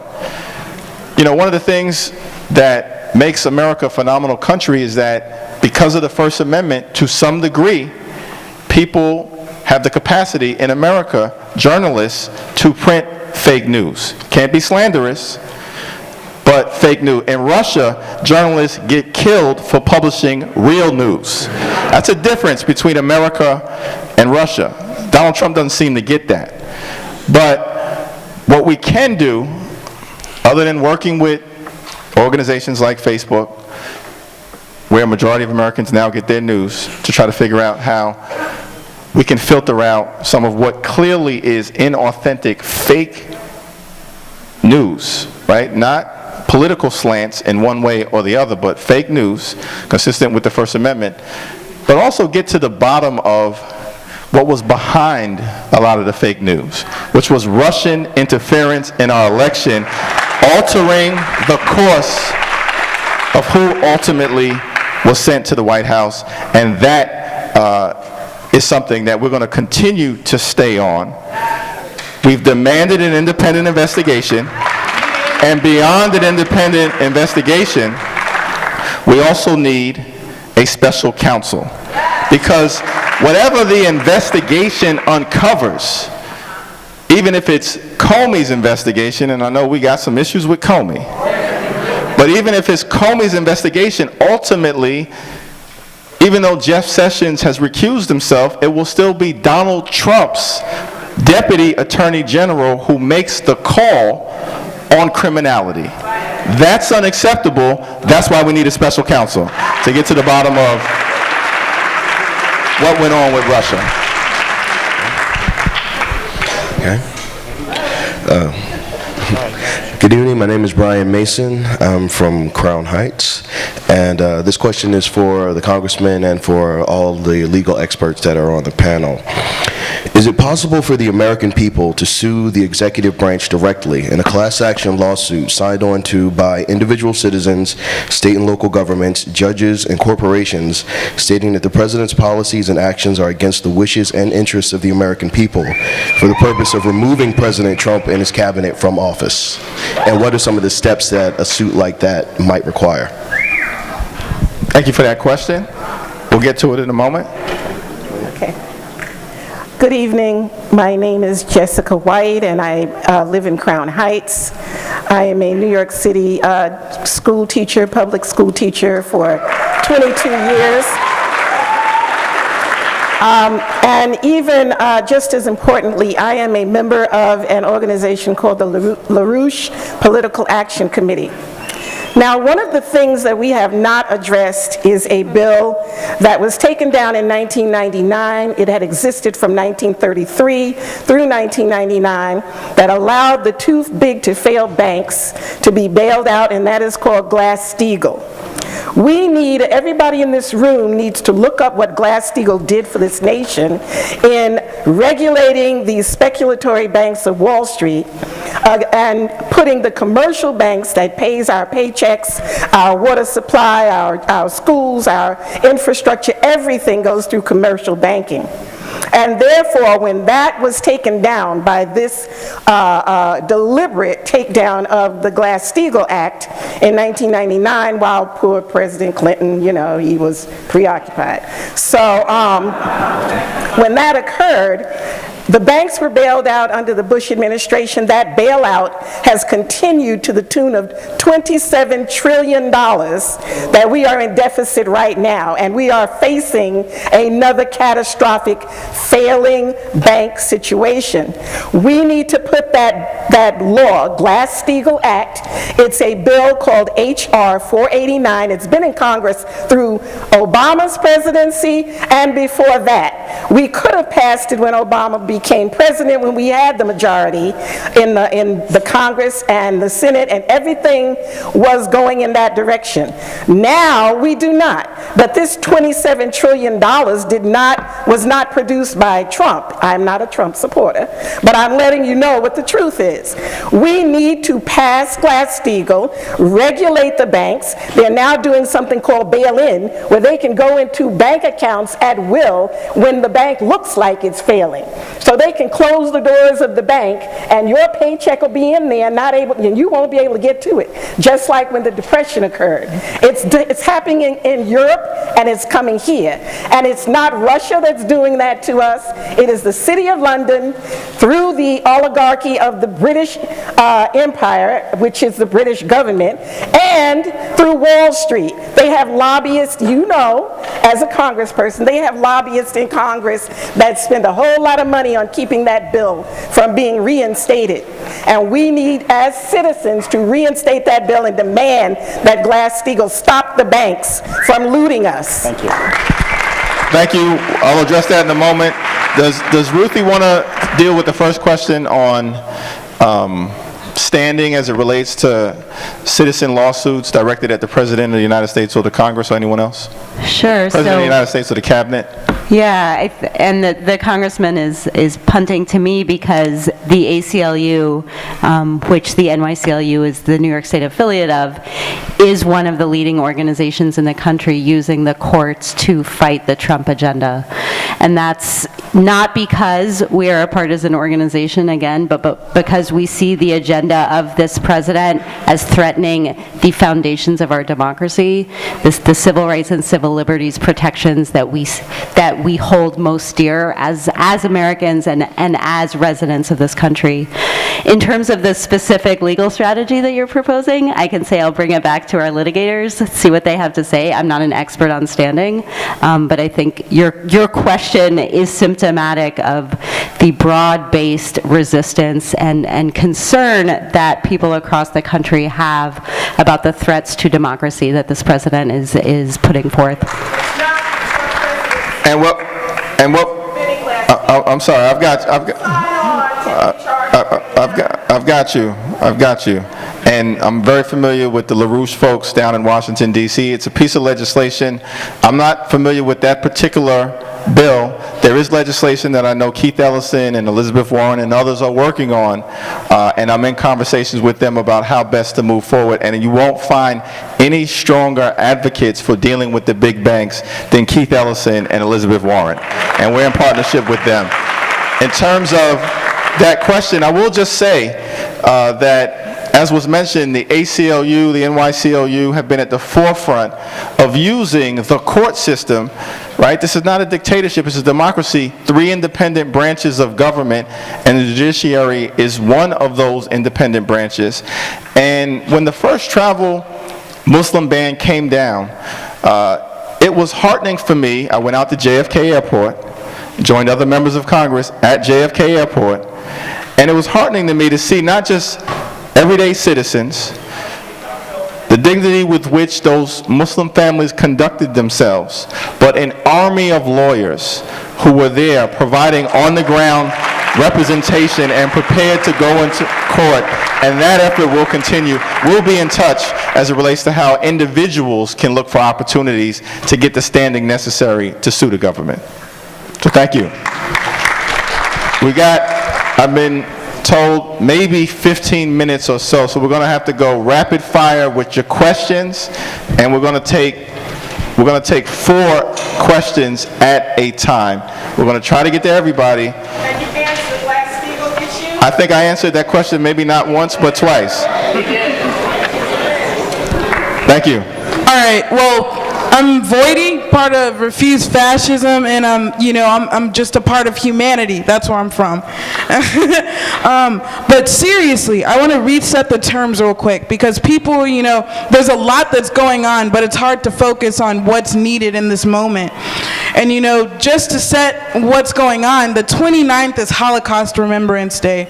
Really chilling in the state of the world that we're in, with this whole fascist imposition and what it's doing.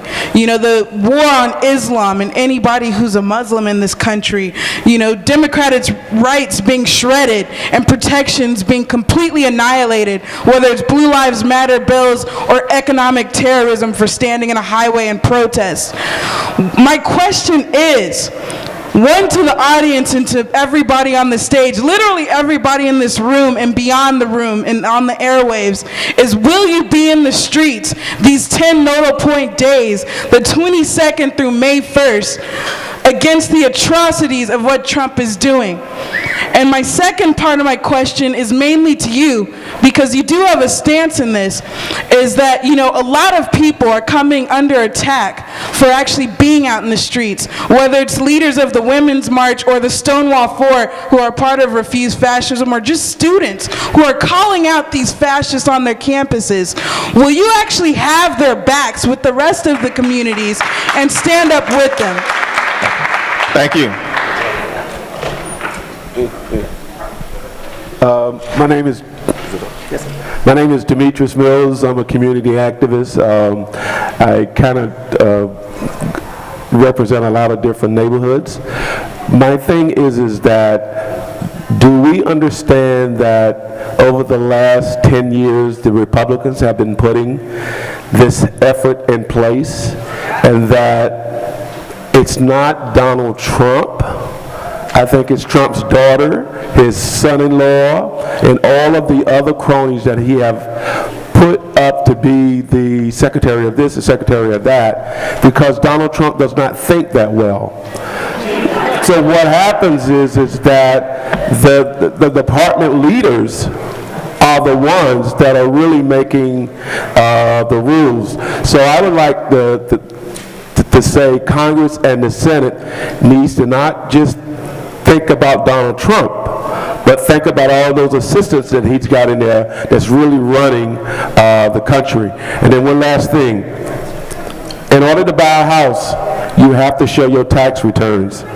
In order to buy a building, you have to show your tax returns. How is it that the highest job in the land, and you don't have to show nothing? Thank you, Demetrius. Back on this side. Hi, my name is Katie. I live in Fort Greene, and I came here as a volunteer defender of Planned Parenthood, so I wanted to thank you very much for your pledge to support that organization and protect its funding. But I also came here as a mother. My daughter is 6. You've actually met her at the State of the District, and she couldn't be here tonight because she's 6 and it's 9 o'clock. But she asked me to ask you one question. This is verbatim. Do we have enough evidence for impeachment? Thank you.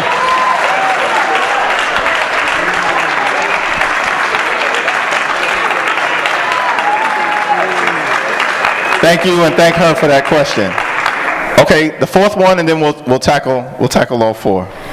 My name is Millicent Diane. I live in Clinton Hill. Thank you, Congressman Jefferies and the board. This question is for both Mrs. Leroy Brown and you, Congressman Jefferies. I'm on Obamacare. I have a pre-existing condition.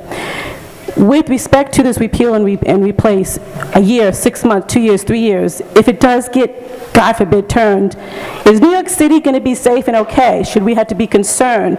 Or would it be a state by state? And if it is state by state, are we good? Thank you. I'll let Ms. Brown tackle that question first, and then we'll deal with the rest. So I would say, as I said earlier, everyone should be concerned. And the reason that I say that is that although I believe, I know that New York City in particular has a significant amount of investment and commitment to a public hospital and healthcare system, the viability of that public health and hospital system is based on support from state government and federal government. And one of the issues that frankly affected the state government budget negotiations this year was the governor saying he couldn't be certain about what was going to happen in Washington, and therefore, from the state budget perspective, there were a lot of unknowns. The federal government matches state Medicaid funding today. If things were to change, and in fact, if the kind of proposals that the president has put forward, that level of federal support to states, particularly like New York, that used a very significant level of federal dollars to expand its Medicaid program, those dollar supports go away, then the state is left with funding its Medicaid program with state dollars. And what that means is it's not an infinite amount of money. So although the state budget is huge, the choices become, what do you take from? Do you take from education? Do you take from public safety? Do you take from other programs? So again, in a broad way, we should all be concerned about the policy directions and hopefully the actions that can be pushed back that were proposed by this federal administration. But specifically in terms of your being on Obamacare, one of the things that Trump promised was that certain aspects of Obamacare, like insurers providing for individuals or not accepting individuals with pre-existing conditions. He said that would continue. He also said having your young adults insured, that would continue.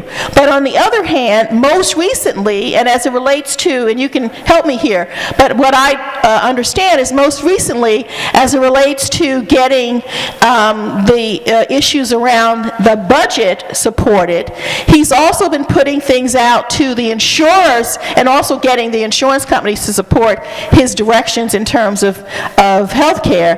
He's been saying, you know what, insurers, as part of Obamacare, you all were getting subsidies and supports to maintain those things like accepting people with pre-existing conditions, accepting older folks and people who had higher risk. We're going to take those subsidies from you. So again, we should all be concerned. We should all push back on anything that looks like it's going to reduce what people have been able to get through Obamacare. We have to fight and resist losing where we are and going back to those good old days of making America great again. Frankly, making America great again predates Medicaid, right? And predates a lot of those civil rights, etc. So we need to push back on things that take away from quote-unquote ordinary, middle-class, working people and provide relief for people who can afford more than what the middle-class and working-class individuals can in terms of tax reform and other types of incentives. We will continue to defend Medicare, defend Medicaid, defend the Affordable Care Act, and all that is involved, including the protection against discriminating against people with pre-existing conditions. On the question about protesters, the First Amendment contains within it, there are essentially three different clauses. One of them relates to the right for people to petition their government, to demonstrate, to protest. We're going to continue to defend that right as we have done, did it at JFK, we'll continue to do moving forward. The question about taxes, I think, has already been answered. We're going to continue. We're not going to let the tax issue go. We are not going to let the tax issue go. Now, on the question that was asked about impeachment, and out of respect for time, I'll try to limit my response to it. And I do have to say, I sit on the Judiciary Committee. The Judiciary Committee will ultimately be the committee that has to preside over any impeachment proceeding that takes place. And so, let me respond in this way. The Constitution sets forth the grounds for impeachment: treason, bribery, high crimes and misdemeanors. What we are pushing, some people have said all of the above.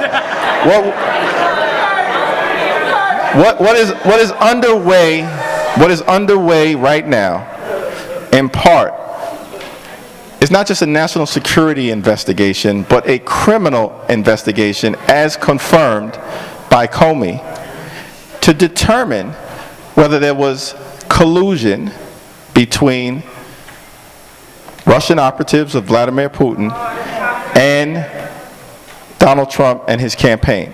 Here's what we know in the march toward uncovering the information necessary for there to be consequences for Trump and or anyone involved if it is proven to be the case. But here's what we know quickly. 17 different intelligence agencies have concluded that Vladimir Putin interfered with our election explicitly to help Donald Trump. That's the first thing we know. The second thing that we know is that as early as December of 2015, there were Trump operatives who were in close contact with Russian intelligence agents. At the same time, those Russian intelligence agents were hacking into our democracy. These were not simply run-of-the-mill Trump individuals. We're talking about Paul Manafort, his campaign chairman, Carter Page, his top foreign policy advisor, Michael Cohen, his personal attorney, Jeff Sessions, his attorney general, Michael Flynn, his first national security advisor, Jared Kushner, a senior White House aide and his son-in-law, and Roger Stone, who was a close Trump operative, who was in contact with Gustafer II, who is known to be a Russian operative and responsible for many of the hacks that took place. We also know that Michael Flynn lied, right, broke the law in his communication with the Russian ambassador, broke the law by communicating with the Russian ambassador, Kislyak, in December of 2016, then lied about it to the vice president, who then lied or misrepresented the facts to the American people, leading to the National Security Advisor to resign in disgrace. We know that Jeff Sessions either perjured himself or broke the law by misleading Congress. Either way, it's a crime. Either way, it's a crime. And then failed to, after initially misleading Congress, failed to clear up that inaccurate testimony despite being given the written opportunity to do it. What was Jeff Sessions hiding? Congress has helped to uncover all of this information for the American people, and we're going to continue, hold on, and we're going to continue to do so. We're going to continue to do so. But we also do not control the House of Representatives, and we don't control the Senate. So we are pushing as much as we can in order to get this information out to the American people. Right now, the vehicle is the House Intelligence Committee, which was a farce under Chairman Nunes, and Chairman Nunes has been run out of that chairmanship. So we're going to continue to do what we need to do, but let's be clear. You got to understand this all in the context of Democrats in the minority, in the House and in the Senate. And we can't trigger anything until we are in the majority, but we're going to continue to push for information to be presented to the American people. Good evening. My name is Kareem. I'm from Fort Greene, and I'm a volunteer with Fort Greene Peace. Thank you, Congressman, and to our panelists as well for speaking with us tonight. I have a two-part question, but I'll keep it as brief as possible. Congressman, what do you think the role of Congress is or should be in helping to resolve the crisis in Syria? And what will you and the Democrats in Congress do to prevent further military escalation by Donald Trump in that country and elsewhere? For our panelists, I'd be curious about what we can do to not just protect the federal budget from the cuts that you've been discussing, but to actually reallocate the federal budget away from where it is today, where more than 50% of it goes for defense spending. Thank you. Okay. Crisis in Syria, defense spending, some of which we've covered already on defense spending side, but go ahead. Hi, good evening, everyone. My name is Nicholas, and I'm a constituent of Bed-Stuy. I'm honored to be. I volunteer in education, and I'm concerned about Betsy DeVos being on the Department of Education. She wants to shift public ed spending to charter schools and also school vouchers, and I'd be curious your position on, if you could clarify your position on vouchers, and also how you're going to protect the public schools in our community, the public schools. Okay. Thank you. Thanks. We can deal with that immediately. I do not support vouchers, period, full stop, end of story. And I have something further to say on Betsy DeVos. My name is Dave Hall. I'm from Borum Hill, which has been proudly and patriotically Arab American for over 90 years. The no-fly lists are racist and undemocratic and discriminate against Arab Americans. And people who find themselves on those lists have no due process to get off them. Yet I was distressed to discover in your State of the District video that you actually supported the no-fly, no-buy approach to gun control. I wonder why you supported a discriminatory law based on discriminatory policies, and if going forward you would be willing to appoint a liaison to your Arab American constituents.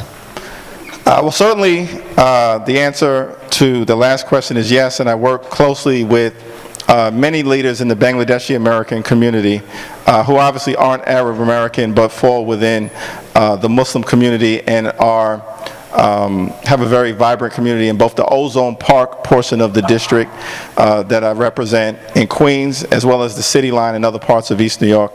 But we'd be happy to sort of broaden that and make it more inclusive in terms of the Arab American community.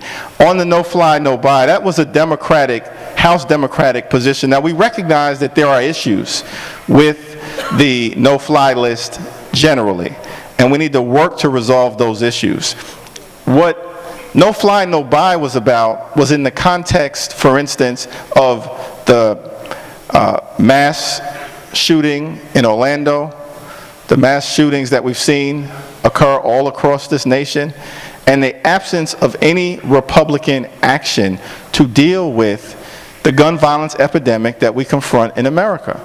And the position simply was that there are certain weapons, right, which are not used to hunt deers. They are used to hunt human beings.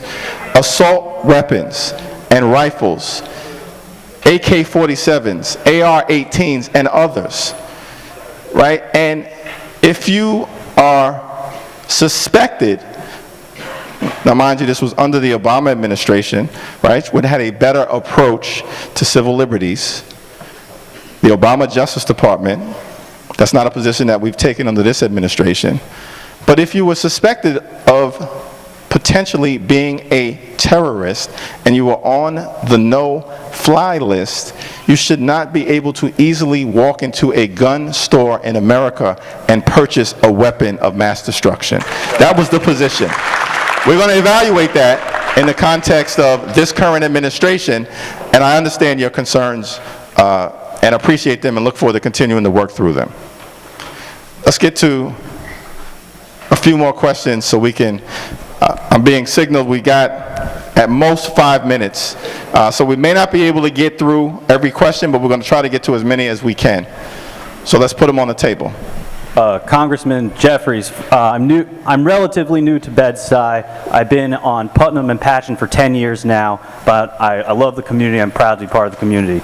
I wanted to say thank you because on all the voting so far, you have voted the right way. But I have a question for you, and the question is, you know, we've been in the streets and we're here right now because we're frustrated, we're pissed off, and we need leadership in Congress because we've been in the streets, we've seen nothing, we get shut down. We already know that Donald Trump is a liar. We already know he bragged about committing sexual assault. We know that he's committed crimes. That's all public. Why are we waiting for this Russia investigation to impeach? We need some leadership in Congress right now. And I guess my other question is, you know, just voting the right way is not enough anymore. How are you going to go above and beyond and defend your constituents? You are our only voice in Washington. What are you going to do beyond just voting the right way? Because that's not enough anymore. Well, I think many of us as Democrats agree with that principle. That's why I think you saw Democrats, myself included, flock to JFK to defend those Muslim American constituents of ours who were being unlawfully detained, right? Not spend time down in Washington, D.C., personally show up and force the customs officers to do the right thing. And when I was there for about 5 hours on that Sunday in JFK, there were between 15 and 20 individuals who were being unlawfully detained who were released to their family members.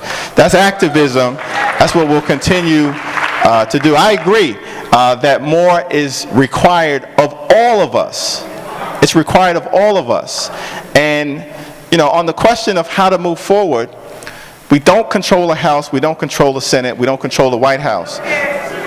What we do have is the capacity to help shape public sentiment. That is one of the reasons why we all were successful in defeating Trump Care. And as a weapon that we will continue to utilize at this particular period of time, along with the court system, along with advocacy, along with marching. And as was noted earlier today, I was one of the members of Congress who was at the tax march. I think I dealt with the Russian question. But it's not about Russia. It's about, we already have crimes that we've all seen. We don't need to investigate those. Why are those not grounds for impeachment? I think I've addressed the Russia question. But it's not about Russia. I've addressed the Russia question. Obviously, there's a continuing investigation. We'll see what it uncovers. We're going to push for every single fact, and as things become known to us, as I did earlier today, I didn't even get through everything. We'll reveal it to the American people. We'll keep the pressure on. We're going to fight for a special prosecutor. And at the end of the day, I'm confident that the truth will come out and there will be consequences for the wrongdoers. Hi, I'm Carol. I'm from Clinton Hill. First, sorry for yelling out earlier. I just got a little bit excited, and I actually have my 6-year-old here, so I'm that mom. Climate change. I want to bring it back to that. There are still far too many climate deniers in Congress and in the administration, obviously. However, there is a small, tiny, but growing climate caucus, bipartisan climate caucus in Congress, and I was hoping that you might join them or support their work somehow. Great question.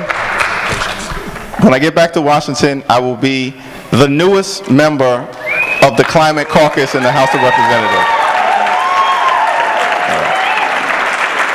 And I hope my staff has written that down. All right. Thank you, sir. Who's next? Thank you, everyone in the panel. And on the question about Betsy DeVos, the only thing that I'll say, obviously she's unqualified to be the Secretary of Education. It's a disgrace.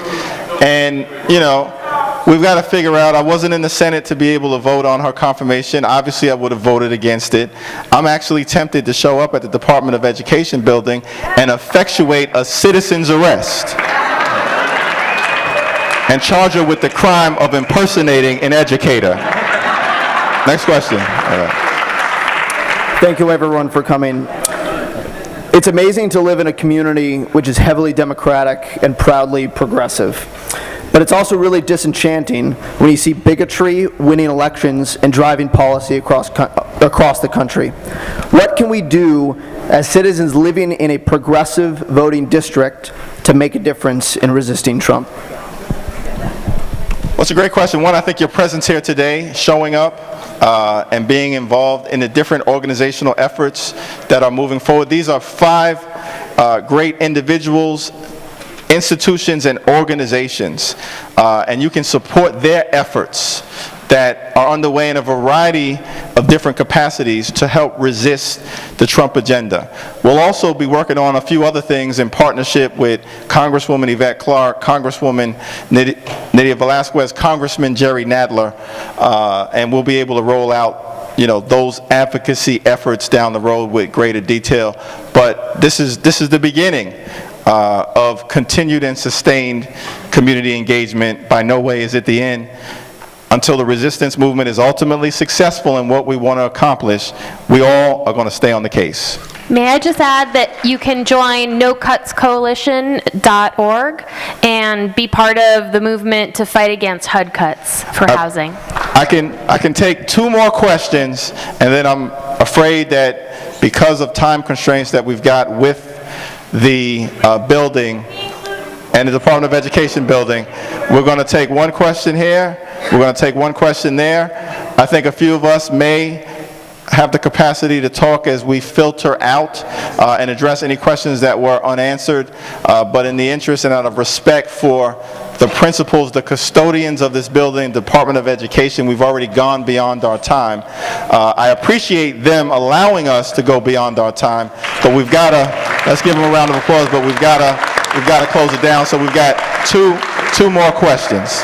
Yes, good evening. My name is Ray Pinder. I'm from East New York. I'm on a internet radio station in East New York. And one of my questions is that with this select administration, this president was selected. He was not elected. And one of the things that I'm wondering about, I hear a lot of talk about climate change and the problem, but I hear very little because this president, with all this oil he got running through the Nevada oil, he's closing the EPA, and we're starting to see fracking become another part of this society. Are you guys looking at this part also? Because the fracking is a serious situation that we need to address. So I thank you. Thank you for that question. And last question, and then we'll wrap it up. Okay, absolutely. He'll get the last question. Okay. My question is for mostly Mr. Stein, but also Representative Jefferies. As a Bernie Sanders supporter, what attracted me to him was his grassroots activism and not taking any corporate contributions. And as someone who works at the Center for American Progress, who is a super PAC, why you said that you take corporate money, but that it doesn't influence your votes. Why take it at all then? Why money if it's not going to influence you? Are you talking about, is that question directed at Stein or me? I think that would be. Okay, all right. Should we batch these? Or? Yeah, well, I'm going to give him the last question, so let's address these now. Sure, no, it's a fair question. So we are a 501c3 public charity. We're also a 501c4 social welfare organization. So we're not like not a super PAC. We do take a little bit of corporate money, not a lot. I think it's something like 6%. And it's a good question. It's something that we deal with internally all the time. How do you take this money that frankly we need to keep the lights on? I mean, you look at groups like the Heritage Foundation, American Enterprise Institute on the right, they're way bigger than we are. They have way more resources, and they get a lot more corporate money than we do.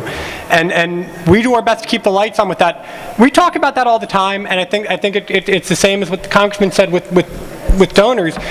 You do your best to. I think this is why events like this are so important. You spend enough time in Washington, you would think, if you spend enough time in Washington, that the one thing that everybody wants is to cut corporate taxes. That's what you'd think. And that's why events like this are so important. We take a small amount of money from corporations. It has to go to general operating support. That's one thing that we do to make sure that we're not having corporations direct our research. Another thing that we do is that we disclose all of our corporate donors so that you know where our money's coming from. We're not trying to hide anything there. And then finally, we're just very clear about what we do and what we believe and what our work is. So we're not going to let corporations influence our work. Recognize that there's concerns, with that. And we just do our best to be as transparent as possible. And we know what our mission and our values are. And if we can get support for that, that's great. But we're not going to change what we say just to get some corporate money. And let me say, there's no more important progressive advocacy organization.